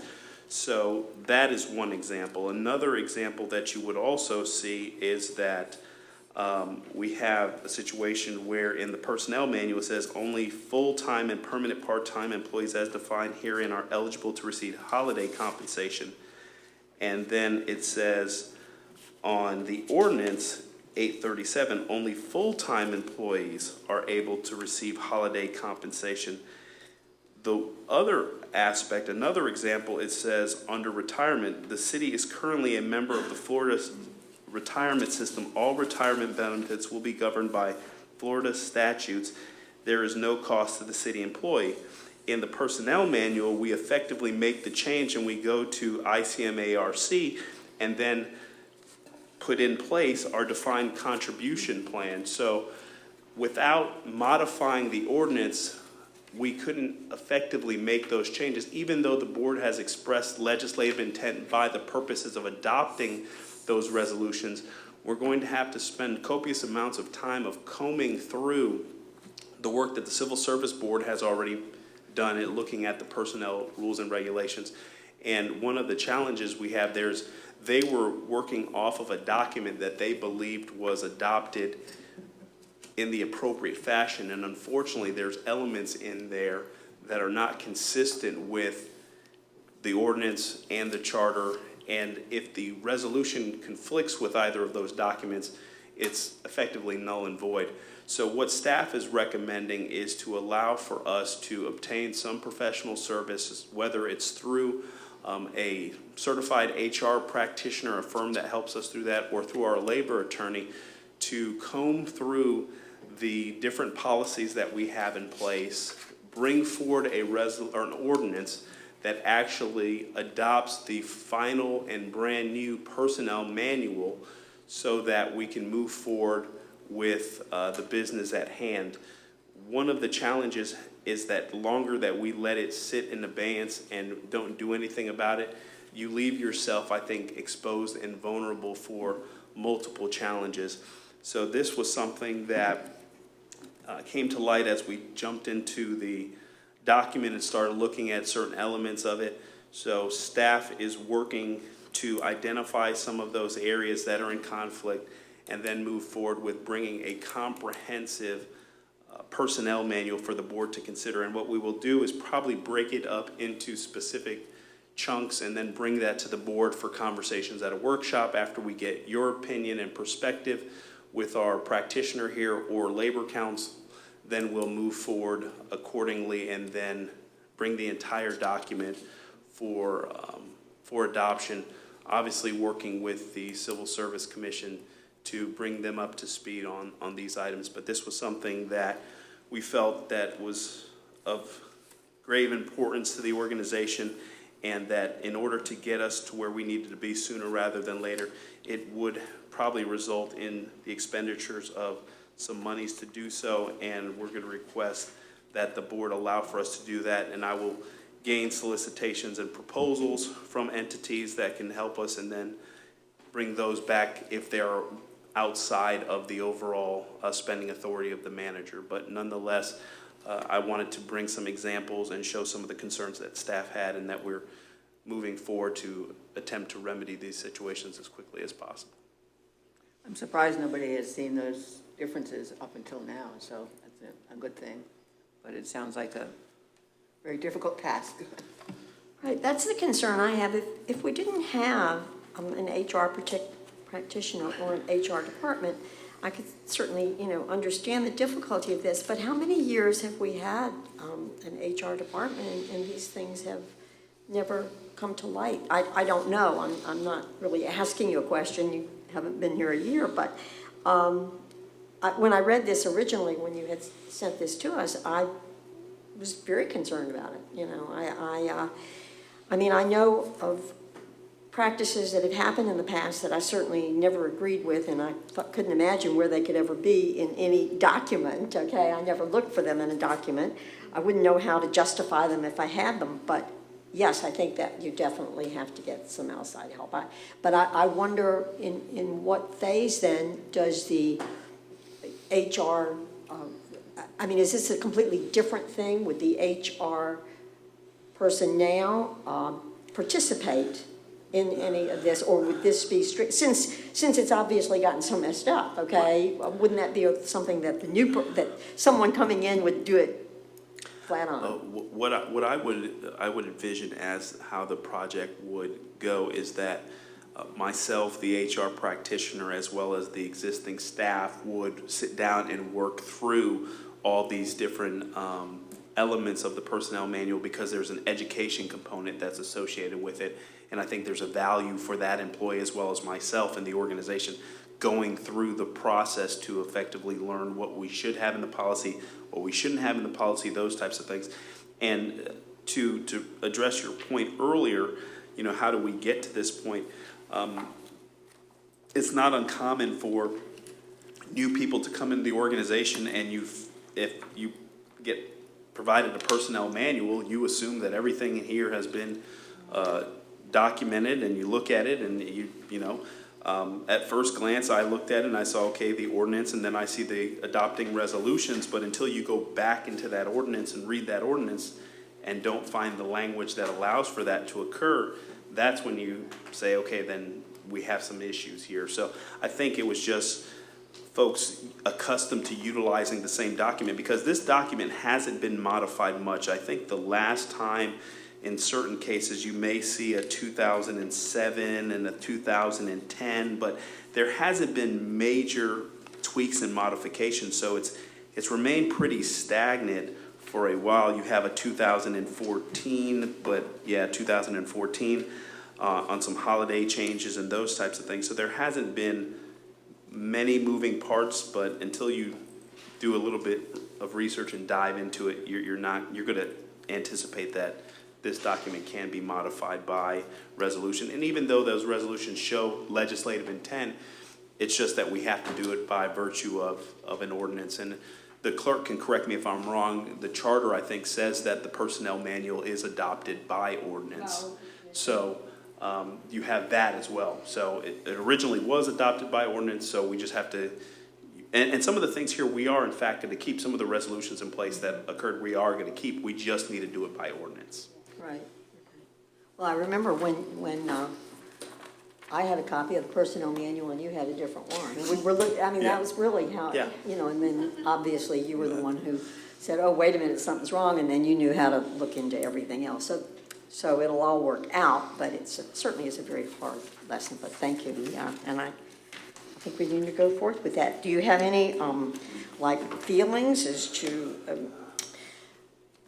how you get resources like this, or do you have? I think there's some firms out there. We're probably going to reach out to SHRM, which is the certified entity for professional HR practitioners, and there is usually some local assistance or local help. We're going to try that avenue first, and then also work with Labor Council to make sure that certain elements, because there's some things in the policy that you may want to have in your policy handbook and some things that don't need to be in your policy handbook, because things change so frequently in the world of HR. So we're going to try to reach out even to our peer agencies, because one of the best things to do and one of the easiest things to do is contact one of those 5 peer agencies that we've just identified, pull their personnel manual, find out when the last modifications they've had made, look over it and say, do we like this better than ours? And then bring you an ordinance that adopts that. That may be something that will be little to no staff time and cost, just looking at it to make sure that it's applicable to our community. and then adopting it. So that's kind of the rationale behind us getting those 5, because if I bring you a personnel manual that has the best of those 5 agencies, and we have it looked over for legal review and consistency with the charter, then I think we're in a good spot. Then I remember when we were at that Florida League of Cities too, they have so many different departments. We could always look into that if you wanted to. Yeah, Absolutely. okay.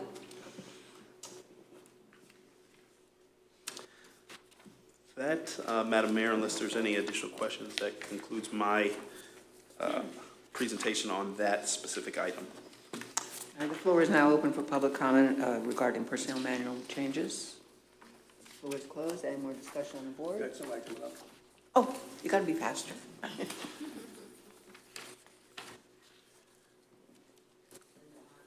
Linda Hine, 401 150th Avenue. I don't want to get sappy or anything, but I think that's incredible that he found that and he realized we have a problem and he's going to do something about it. And really, the staff, the last couple of meetings, you know, Walter getting an award, Linda Porter doing great work on looking at land use and that kind of stuff. It's really sounding pretty good to me, so I'm really pleased, and that's just awesome, really, that is. So that's it. Sappy. Thank you. Anyone else? Floor is closed. Next item is a report of a proposed ordinance 2018-20, amending Division 10 PD Plan Development. Linda Portal.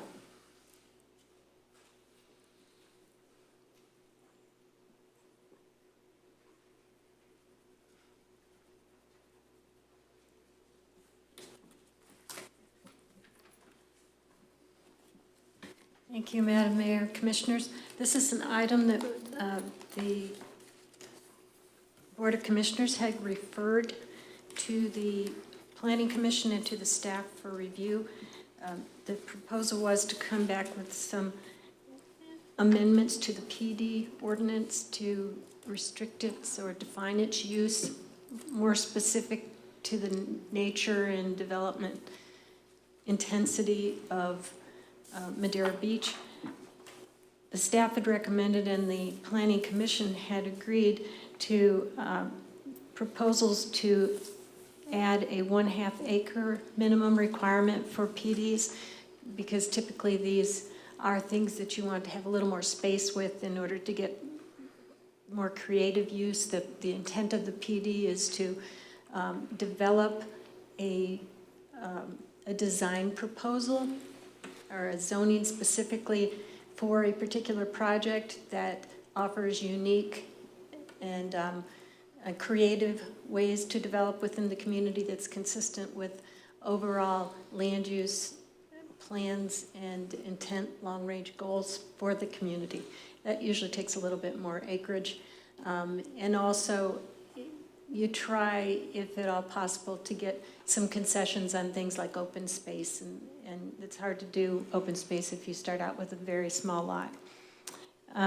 This is important also because you have to be careful when administering a planned development that you're not using the planned development on every single development that comes in as a means of circumventing normal zoning procedures, because you don't want to be spot zoning, and the smaller the area that you're looking at, the more likely it is that you could be accused of spot zoning just for specific small lots. So you definitely want to set some minimal standards that is larger than your standard lot. Madeira Beach being as small as it is, a 1/2 acre is actually quite a bit of property here. Also, we had recommended that the PDs be required to be a mixed-use development, because again, what you're looking for is something unique and creative and a means of meeting more than one of the goals that you typically have in your zoning standards. Zoning was set up long past in the last century, at the very beginning of the last century, in order to separate uses that were incompatible with each other. And so it's sometimes unnecessarily rigid, given today's standards. Over time, in the planning field, you've gotten to the point where we know that sometimes it's better for things to be mixed together because we're not separating our uses and requiring people to drive long distances to get all the separate functions in life. And that we also know that economically and socially, communities are healthier when there's a mix of uses and you're building whole neighborhoods instead of just isolated uses from each other. So to encourage that, when you do a PD, which is supposed to be unique in meeting your urbanized goals, we recommend that it's important for us to state we're looking for mixed uses. It's particularly important here because you really have to encourage people to want to do retail because retail is something that survives almost entirely on the ground floor or on the ground. It really needs visibility. And of course, it's harder to develop on the ground here. It requires more investment. Then when we came back to you with this, the commission referred it back to us, asking that we also come to you with a limit or maximum number of stories, floors or stories that each development could include. And the number that the commission asked for at that time, or indicated they were looking for at that time, it was a workshop setting, was 5. My understanding from the minutes of the referral was that 5 stories was to be inclusive of the parking, that it would be a total of 5 stories, including any structured and the ground parking. That's really important for us to define because our code in some places talks about you can have 3 stories over parking. In other places it says 3 stories maximum. There's a whole lot of inconsistency in the way we measure impact and intent throughout our code. That does need to be cleaned up. But I did want to specify here that my understanding was you wanted to include the parking with that. With that said, and all those changes are proposed here, the parking being the last one is the one that you see in front of you in red.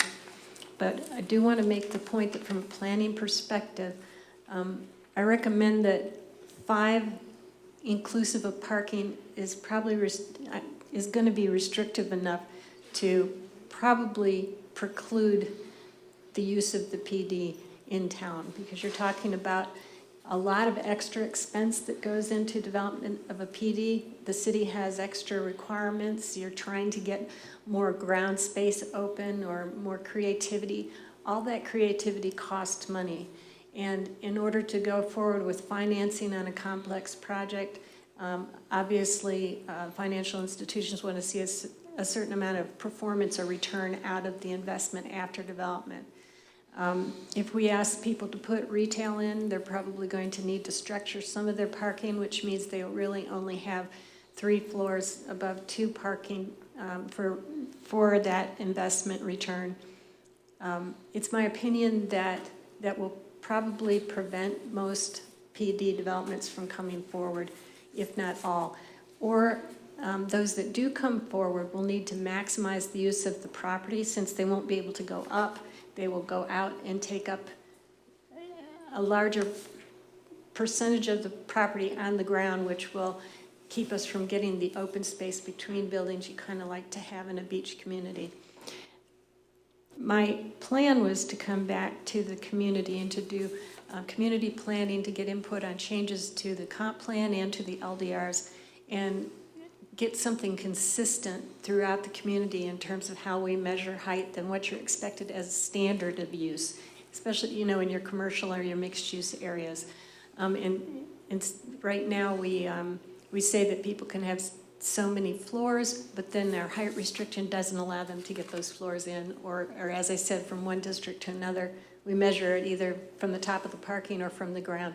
We have to clean all that up so that people can come in and just use the code without the requirement of going through a PD every time. You shouldn't really have to do this with every single development. It means the code is not functioning properly. I would have recommended that you would have given yourself the flexibility of 7 stories instead of 5, so that when you did have something that was very unique, you had the ability to negotiate for more return on your effort, and that we could perhaps develop what's called a performance standard. For instance, you can get 3 floors if you do this. You can get, 2 more floors if you add these kind of features in. A lot of communities use performance standards in order to get extra energy conservation type uses or more retail on the ground floor, and other more green space, things like that. The purpose would be that you would go up in order to usually get yourself more green space open on the ground. Also want to consider that 5 stories has become something of a go-to number people are really comfortable with, because back in the 80s when Andres Duany first started talking about new urbanism in a big way, people have been talking about it for a while, but he really made it a big nationally recognized movement. And he started out saying that 5 stories was the pedestrian-oriented scale. Anything above that was not pedestrian-oriented. And yet, over time, the New Urban Congress and all of the walkability institutions around the country each year come out with a list of the most walkable places, and those walkable places include New York and Chicago and Seattle and Atlanta, and portions of Atlanta, places where there's 60 stories in the air, and it had, the 5 stories never show up in most of these surveys. And the reason for that is you need kind of an intensity of uses to make things interesting enough for people to walk along the sidewalk. The other issue is that when you're standing in front of a building, what's interesting to you is not whether it's 5 or 7 stories, because you can't tell. What's interesting is what's going on the ground. Is there something to look at? Are there uses from one building to another? You don't want a bunch of blank spaces and or blank walls. You want a lot of fenestration and glass and open spaces and cafes and things like that. So over the years, people doing urban design, especially the new urban type design, started focusing more on what are we designing on the ground, and how accessible is it, how comfortable is it to be, what are we doing with our sidewalks, and relaxed the idea that 5 has to be the magic number. I know that there are, as you go down the beach, even further down south, there are examples of buildings that are built at 7. And perhaps the 5 is something that you come to because you've really seen some things you think, no, that's where we want to be, which is fine. But I just want you to know ahead of time that it's going to be kind of limiting to you over time. And you may not get the creativity that you're hoping for, the open space between buildings with those kind of limits. Linda, let me ask you, go back a little bit on your conversation. You said that if we went like with 7 stories, that would give the developer more of an option, or give us an option as to how we want it presented? Is that what you're trying to say? Yes, it would actually give both you and the developer more of an option, but primarily I'm thinking in terms of the city. If you had something to offer, like you don't say it's an automatic 7 if you come in with a PD, but only under certain circumstances, and we, a higher percentage of open space, and you can set percentages and things like that too, that you want to get something back out of it. One thing that we have a problem with our PD ordinance right now is it doesn't say anything really about, what kind of unique things you're looking for. And it's been used honestly just to get around the height restriction. The city hasn't felt comfortable quite often coming back and saying, yeah, but we want to see this and this and this. And it really should be a negotiated design. It should be something that you're really comfortable with because you've gotten something back out of it. It's not just a way to get a 5-story building. And to Madam Mayor, if I may, to the department director's point, what we're trying to convey is that we want to allow for the board to have that legislative authority that gives you the opportunity that if someone says, okay, the base is 5, or whatever the development is, but in the event that you wanted to have increased green space, better pedestrian connectivity, even how the building is sitting on the property and how it's sited, you have that flexibility. You can incorporate that flexibility and you can put in those performance standards. So if Jonathan is a developer and comes in, I know that if I try to go up to 6 or even 7, that I have to understand that I may have to bring the building in. I may have to slim it up. I may have to provide for green space or access to the beach or improvements. So if we go with it to allow for, 5 stories inclusive of parking or what have you, you're really going to have folks developing from setback to setback, and then you're going to have that canyon effect that's going to impede your viewing points or viewing areas to the water. So it's just something to consider.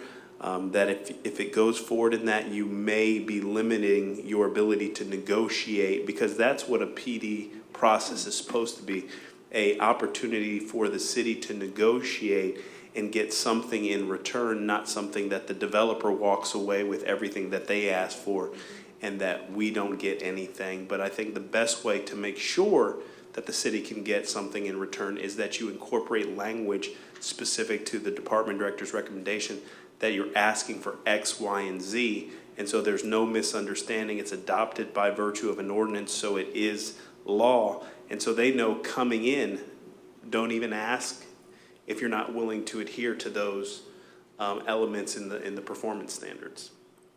Well, then can't we add to that it can't be built from setback to setback, but there has to be a different standard? You could, we have some specifications for open space. You can include standards requiring open space. But that's the whole purpose of the CD, isn't it, Mayor? To be able to, when a prospective developer comes in, when a developer comes in, we're the ones who set those parameters. You have to build. Specific to that site. That's correct, Yes. Specific to that. I mean, that's the whole purpose of a PD. Otherwise, I mean, I kind of was having a hard time with this when I was reading it after our last meeting, because anybody can come in and do 5 stories now. Technically, you should be able to do 5 stories. The problem, in some places, we allow 3 over parking, and so you can already do 5. So it doesn't end up providing any incentive for doing a PD. Right. Once we are going to have to clean up the code to actually allow that, because right now we say 3 over parking, but not more than 30 feet, which is an impossibility. We can't have a code that allows it but doesn't allow things. That prohibits it altogether. We have some zoning categories that you cannot build in accordance with the code because of conflicts like that. But we are going to have to fix it. And then, yes, you would have areas where you can get 3 over parking. And your houses right now, some of the houses come in at 3 over parking effectively. Linda, if somebody, the building I live in, which is 7, came in and that building, time is going to come down because it's just because of its age. Mm-hmm. Are they grandfathered to build that tall again, or would they be restricted by this PD? When somebody has a PD, if they take the building down, they have erased effectively their PD. They would have to come back with a whole new plan for a new building. Okay. I think the hardest thing for me to understand about a PD, but it's something we all have to really concentrate on, is that the PD is to satisfy the city's needs. The CD is to satisfy the community and what the community wants to look like, not to satisfy the developer. And I think, I mean, to a certain extent, I'm not saying that it's not a part of it, but I'm saying that the purpose of it, other than just having, just going straight by the zoning rules, Correct. Is that it has to be a contribution to the city. It has to be something that's special, that makes it special, so. Correct. And that sometimes just, you have to keep looking around and looking in your mind and seeing other projects throughout 40 years, for instance, or the 20 years or 25 years that Madeira Beach has had planned developments. I think the very first one was the one on Gulf Boulevard, Charlie Parker's old residence. I can't remember the name of it. Anyway, and it was just understanding, and that just came out really neat. I mean, that, you know, it was just every time I go by it, I think, gosh, that was the first planned development, and it really looks good. So it certainly depends, and it's the responsibility of the elected officials to make it work that way. Right, and Madam Mayor, to the Vice Mayor's point, it's certainly something that you as the policymakers should be able to regulate, that the type of development and how the development fits into the aesthetic and the eclectic nature of our community, and to make sure that if you are to deviate from the 5 stories, that you can sell to your constituents, look at the things that we were able to accomplish with this development. We shortened up the building. We actually have better viewing corridors. We have beach access. We have improvements to city infrastructure. All these other things. There's, you know, situations whereby I've even seen in districts where you contribute money into a fund for park acquisition or park improvements, those types of things, or the preservation of green space. So there's things that you can build in that can effectively show that the only reason that we were okay with this development going to 6 or 7 stories is because these are all the things that we were able to get as a city. If we restrict ourselves or restrict the authority of the board, you're going to have those rectangular buildings that are going to build as much as they can in that particular lot, and then you're not going to really have a lot of say with what that development looks like. Right now, having that flexibility in the PD, you can talk about the architectural finishes and how you would like for it to blend into the community and those types of things. So realistically, the sky is the limit, but it is something that the relationship is supposed to be that the city is the one that benefits from the process. And the developer, of course, benefits from being able to sell a unit and be able to have something that is consistent with what they're looking to develop and generate revenue. But at the end of the day, it's supposed to be on the side that helps the city address some of the things that you're not going to have to pay for from city coffers later on. So the relationship should be shifted to where the city gets a benefit, a huge benefit from that, if you're going to even entertain that. To that point, it was Bel Arte that was the first planned development at Madeira Beach, and they did a beautiful job this was part of their agreement with the city. Okay, this is why they got to do what they did, which was put up another floor, I guess. They redeveloped the beach access. Okay, put in pavers, did the shower, it's really turned out very, very nice. And those are the kind of things. I mean, I remember when planned development was, when PDs or anything other than the regular zoning was going to pay for every bit of undergrounding on Gulf Boulevard.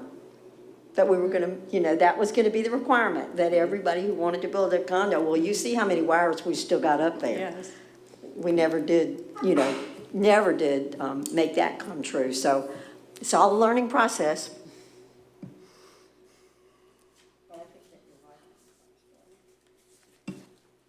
We just have to think of that more. Yeah. Would it be the board's pleasure for staff to come back based on the conversation with the 5 stories, but bring forward some performance standards or what that would effectively look like, so you can see it in black and white before you provide for, before we bring it to you for a vote? So maybe if possible, maybe another workshop looking at what those performance standards would look like.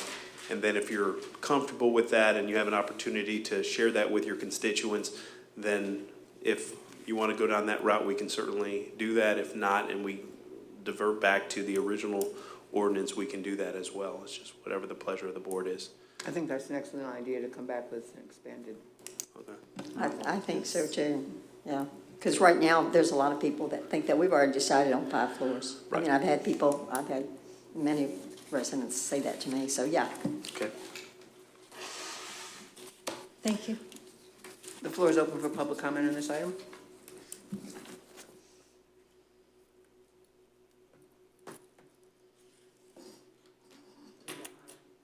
401 150th Avenue. You know that I don't like large development. The problem with one of the last two big developments that came in is they came in with multiple 11-story buildings. That was scary. That was, allowed. If there was performance standards, because that's what we talked about. What are they giving for that? And it seemed like we weren't getting anything. Maybe they're going to put trees in, but come on, something else. So I personally, if it went to 7, but it specifically said if you want one more floor, these are the performance standards at a minimum, and then if you want one more above that, a max of 7 total, then this is what you have to do. I wouldn't be opposed to that if there was performance standards. That's what I felt was wrong before. It wasn't performance standards set, and really the commission didn't have guidance on what, it was just basically you can have whatever, up to 11 or more, I don't know. So I think performance standards would make the big difference. And if they were very clear so they knew ahead of time what they were required to do, and the citizens knew what they were going to do for the city at a minimum in order to get that one more floor or 2 more floors, I think that would be better, because it just seemed to the people that were opposed to those developments that they were just given carte blanche up to 11 stories, whatever they wanted. And there was a lot of hassle to get them to back down to lower floors, and way too much effort from citizens. If there had been performance standards, I think that would have made a big, big difference. And I would be supportive of going to 7 if there were performance standards that made sense and gave us something for the pedestrians or the green space or some kind of access or improvements here, there, or wherever. I could go for that. I'm just wanting to let you know that, because you know I was opposed.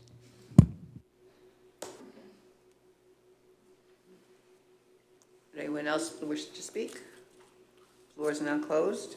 You know, with what Linda just brought up, the only problem with that is, who sets these performance standards? How do we determine what the performance standards are? For the board that's here right now, it might be A. The next board, it might be C. Who determines what these performance standards are, or how can we put that into an ordinance and say, this is the minimum performance standards? How do we really tie this down and say, here is what we want, period, in an ordinance, and then go from there? You have to do at least this.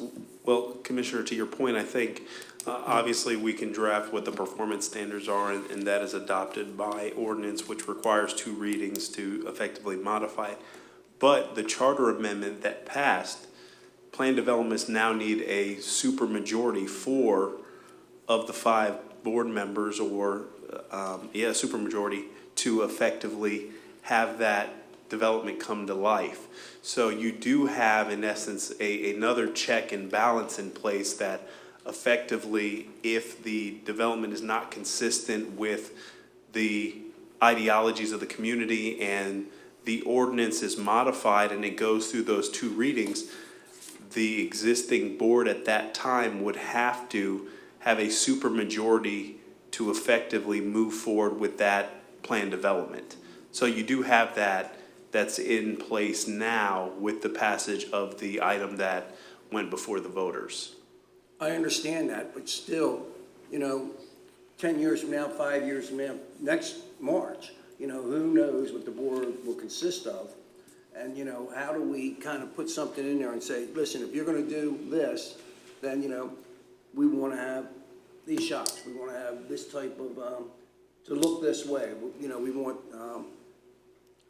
like something better, trees, or a pond or whatever in there. I guess I'm trying to figure out how we go about that. So when the plan development comes before the advisory boards and the Board of Commissioners, that's where you have the dialogue with the applicant.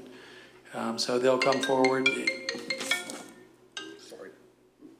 in a quasi judicial hearing and you'll say, I think that is insufficient trees here, or whatever your concern is, that you would raise that. We can also try to write some of these into criteria ahead of time to give you a basis to go for, but that's how these plan developments do typically allow for more negotiation between the elected officials and the applicant at the dais. And if I can suggest, what we're proposing is coming back to you with some set performance standards as to what you would expect at a minimum for the PDs. And it's true that another commission could come and change that, but then another commission could come and change the 5 to 7 without criteria too. And I would think that it would be more stable if it was well thought out and it had standards attached to it, as opposed to commissioners batting it back and forth between just heights with no conditions attached. We'll In have addition, we'll have some specific criteria borrowed from the College of New Urbanism and different planning treatises, but we'll also have some more general, such as compatibility with the surrounding existing land uses, that can give you enough to talk about around with regard to height, architectural review. You know, I guess I All kind of those. asked the question in the aspect of kind of what you were saying before, Linda.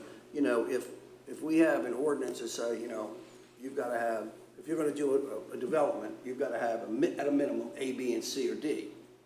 You know, so if you're doing a development, Mr. Brooks, you know, you'll know that ordinance before you ever come in here and say, you know, the heck with that, I'm not going to live with that, I'll go someplace else. Or you'll go, yeah, I can live with that, you know, and let's go forward from that point. That's what I'm trying to get to, that they don't come in and try to steamroll us to start with, that, you know, we have at least a minimum that, hey, here's what we're expecting from you. Yeah, the criteria that we want to have are objective standards and criteria, but we also want to have some about compatibility, so that we capture the unforeseen. So we will have some definite objective standards and criteria, and as well as general compatibility criteria that we'll borrow from other cities and counties and comp plans and land development codes. There's lots of language out there that we can work with, and we'll bring you a bunch to choose from. Thank you.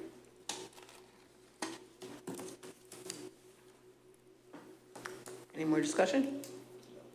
No. Next, we have the Civil Service Commission, duties and responsibilities, clerical administrative support. City Manager? Madam Mayor, members of the board, I will allow for the city clerk to introduce the item and share her comments, and then I will get into mine. Yes. This was placed on here.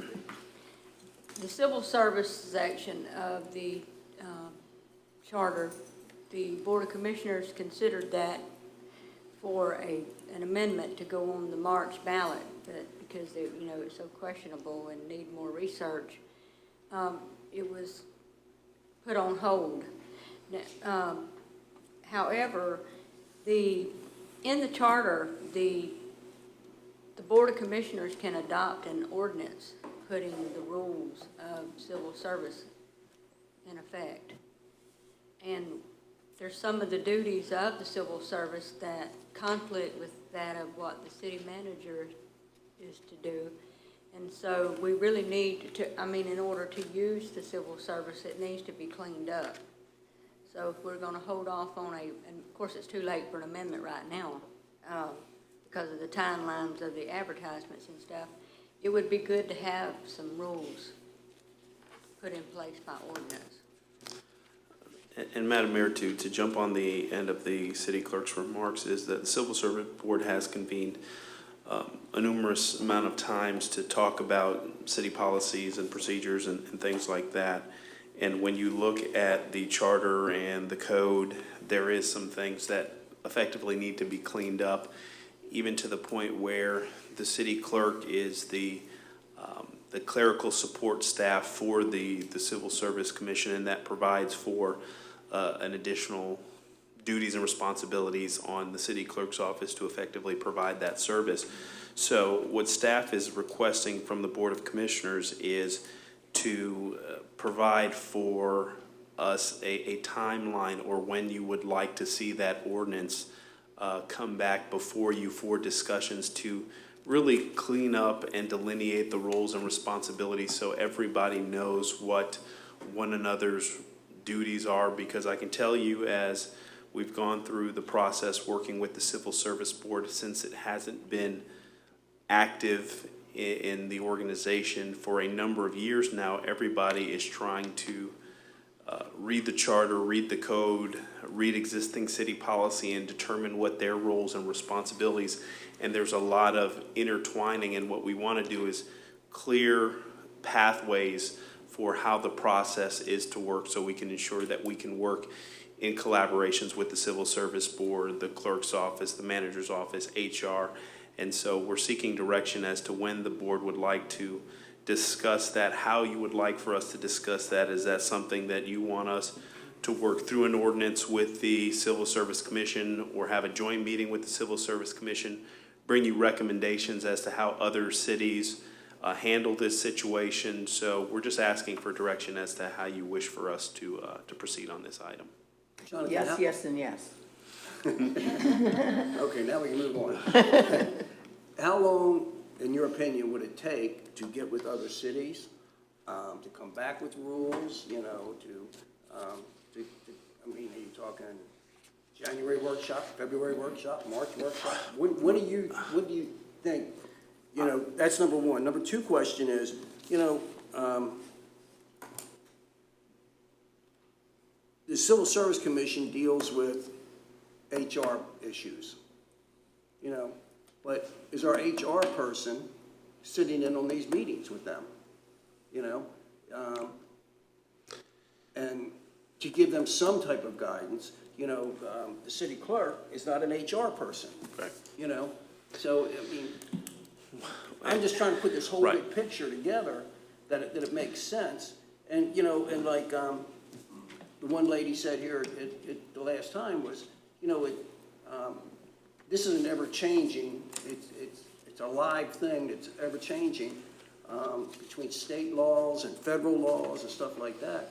To get, you know, how do we get the guidance from, you know, a labor attorney, or whatever we need to do to make sure this is done right? To your question, how long we anticipate being able to bring some policy modifications, I think because we have a couple of things that are already in the hopper and what we're working on, most likely probably the March workshop, I'd say I would feel comfortable with bringing back some modifications to the Board of Commissioners and having it work through the Civil Service Commission and work with Labor Council and those types of things.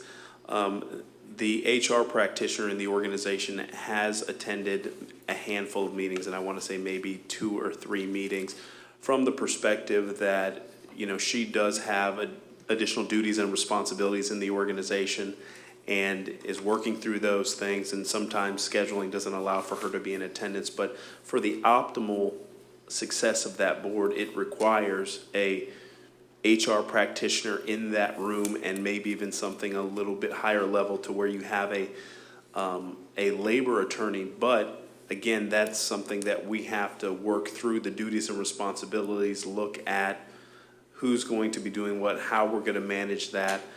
So it's a very complicated process, because like it was communicated by a previous speaker, it is ever evolving, it is ever changing. There's things that are happening on a daily that case law affects what we do in Madeira Beach as it affects what happens in our judicial circuit. So it is a copious amount of time, but in the charter it requires the clerk to be there as the ex officio and in essence the secretary to that group. And so at minimum, because the clerk cannot abrogate her authority in anyone, so you always have to have the clerk there.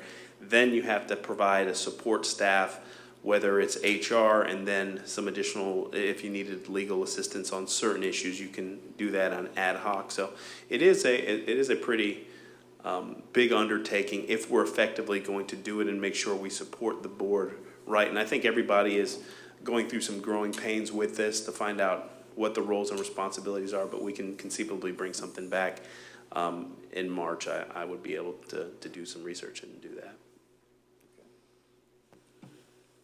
May I make some comments? Yes, I'm glad that you brought it up too, City Clerk, and I have been thinking a lot about this personnel systems after all of your different memos to us.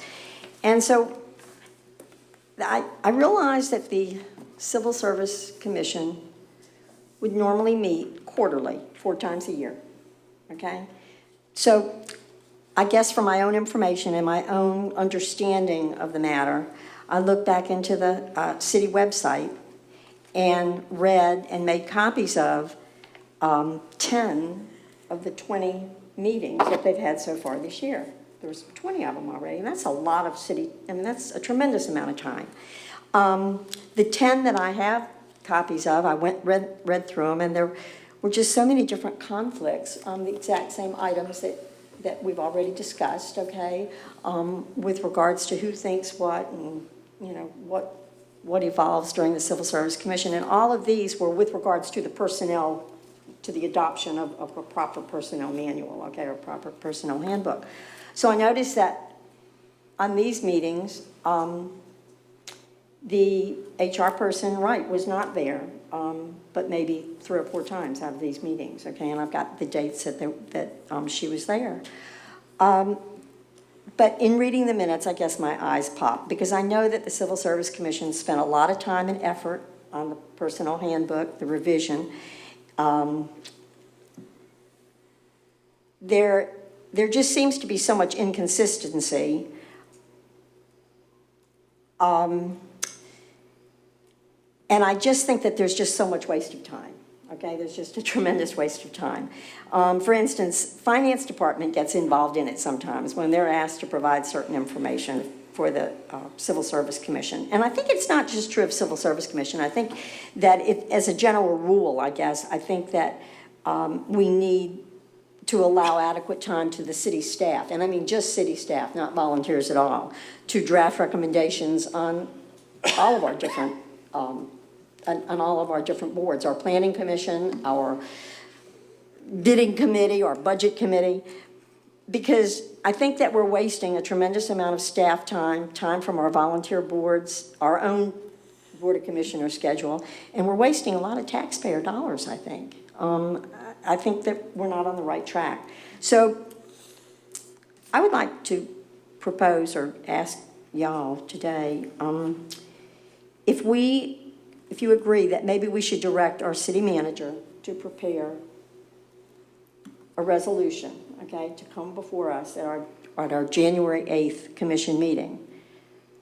And the resolution would be like stating further meetings, for instance, of the Civil Service Commission, stating further meetings of the Civil Service Commission shouldn't be scheduled, okay, until there's a clear guidance by outside professional HR working with you all, okay, to develop duties and responsibilities, for instance, for that commission. And then it might take until March before we can get that, but I think that we're having a lot of conflict, we're having a lot of repetition, what we think is repetition, but really not. It's just opening new worms. It's opening not problems, I'm saying, but issues, okay? So I would like to see a resolution, ask the city attorney or the city manager to prepare a resolution where we do not schedule any additional Civil Service Commission meetings until we get more of a handle on what's supposed to be done. Can we check with the Florida League of Cities and get some guidance from them on this? And like I said, I'm just kind of lost in reading this stuff, and like I said, you know, like you said, case law has said, and the state does this, and the federal says you got to do this, and you know, and the more you read, the more confused you get. At least the more confused I get when I read this stuff. You know, what our left and right limits are, our top and bottom, and all this kind of stuff. So I you know, maybe the vice mayor's got a good point. You know, 'cause I really am kind of lost. And I think, you know, that maybe we need to bring our labor lawyer in to talk to us. You know, maybe at the January workshop, maybe he can stop in and we can kind of pick his brain. I mean, I don't really have a good answer. You know, I just got a lot of questions on this, you know, so, you know, I just don't know. Right, but and the reason I guess the reason I'm starting it with the Civil Service Commission is because we've had so much dialogue going on, and there's been so many points been made that the professionals are certainly not volunteer boards. I mean, they're wonderful, you know, it's wonderful that we have citizens who want to participate in it, but to protect the city and to protect the citizens, to protect the staff themselves, I think that there needs to be like I say, holding off of any more scheduled meetings. But can we actually do that since they're currently doing investigations or involved in discussions? Well, I guess that's the city attorneys. I think if we are the responsible party to do I'll have that. to research the charter and the code to see what the requirements are. I believe that I think the charter says they shall meet at least quarterly. It does, because I'm looking at the charter right now. And then in Or is the necessary. code, there's section 126, 2-126, 2-127, 2-128, 2-129. And I've just sent an email around to other cities and the Municipal Attorneys Association to see if anyone has any materials on procedures for civil service committee boards and committees. So I should hear back from them in a few days too with some more information from other cities that may be helpful for you to consider also. But are we in agreement if we as a board have the ability to take a resolution for it, okay, to not have any meetings until we identify it more, until we identify the problem and we get into the meat of things, that we can have a resolution prepared for our January 8th meeting if the city attorney says that everything is can move forward on that. Is that right, Ralph? Am I saying that right? Madam Mayor, if I may, one of the things we do need to ensure that it's not the resolution is not in conflict with any duties and responsibilities of the Civil Service Board consistent with the charter. So the city attorney would have to do some legal research to say that there may be X meetings that don't occur, but these meetings as articulated by the charter have to occur because of how the process is. And I haven't looked at the 4 meetings per year or what have you, so he can look at all that. But we would have to effectively do a conflict check before we would bring something like that for consideration. Right now in section 2-127G, it says in the code of ordinances, which of course you can amend with 2 readings, but currently it says members of the Civil Service Commission shall meet quarterly as necessary or at the call of the chairman. So if the chairman calls an additional meeting, right now under the ordinance, that would be allowed. But who determines I guess that my next question would be, and that was one thing that I was thinking about as I was preparing this, who decides what each of these commissions, like for instance, Linda Portal knows when she goes on the Planning Commission, okay? She knows what the procedures are and at what point she goes and at what point they start their deliberations on certain items. So how does it happen with the Civil Service Commission if, in fact, the duties and the responsibilities are in conflict in so many different city documents? I think we're reviewing that to bring ordinance amendments forward to you, so we're going through that. So we will make those changes and we'll propose some more procedures. Right now there's an organization section, 127, 2-127. There's a conduct of meeting and hearing section 2-128, but they're very general. They don't have much in there at all. So we could probably fill in some more procedures and things for you. But to the Vice Mayor's point, the agenda, the nature of the discussion, that is all controlled by the chair of the chair in the committee. There is certain elements where the staff has requested for input or those types of things, but most of the items or all of the items for all intent and purpose are determined by the board and the committee members. Well, I think you brought up a good point. Somebody did, or maybe a couple of you did, that HR is really, should be the staff for Civil Service Commission, Human Resources, because civil service is dealing with personnel issues, personnel manuals, grievance committee procedures, all that's HR, not really the clerk. So the clerk is there to take minutes, but the clerk isn't there as staff to give guidance on personnel matters. So we probably need to write into these procedures and write in time for the HR director to attend these meetings. I think the city clerk, while you were talking, asked the deputy city clerk how many meetings we've had totally. The city's had 109 meetings over the year in 2018 that she roughly calculated. Yeah.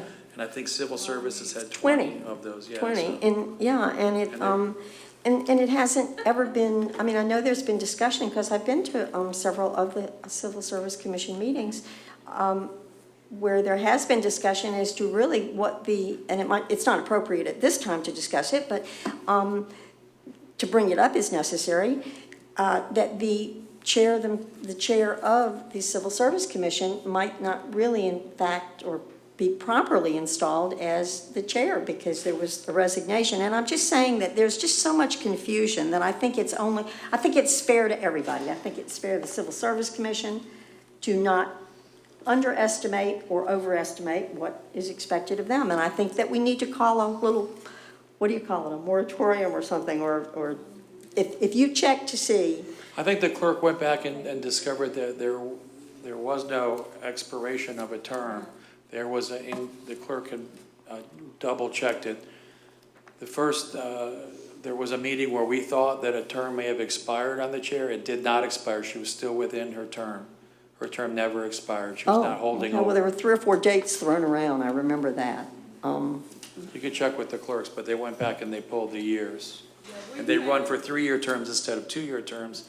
And I believe the clerk at first thought it was like another, they got it confused with another committee that was 2 years, where the civil service runs 3-year terms. That may be something you want to revisit too. Do you Right. want to have Okay, 3-year the terms? city attorney, because you did make the comment, and I appreciate you making that comment, that an HR person should be in with these meetings. And I guess it's just things like that that I'm stating for everybody's best interest, our best interest, and the Civil Service Commission, and all the citizens of Madeira Beach, that until we get it a little bit straightened out and we get on the right track for it, we need a professional, outside professional, working with the staff to unravel all the layers of confusion before we have any more meetings.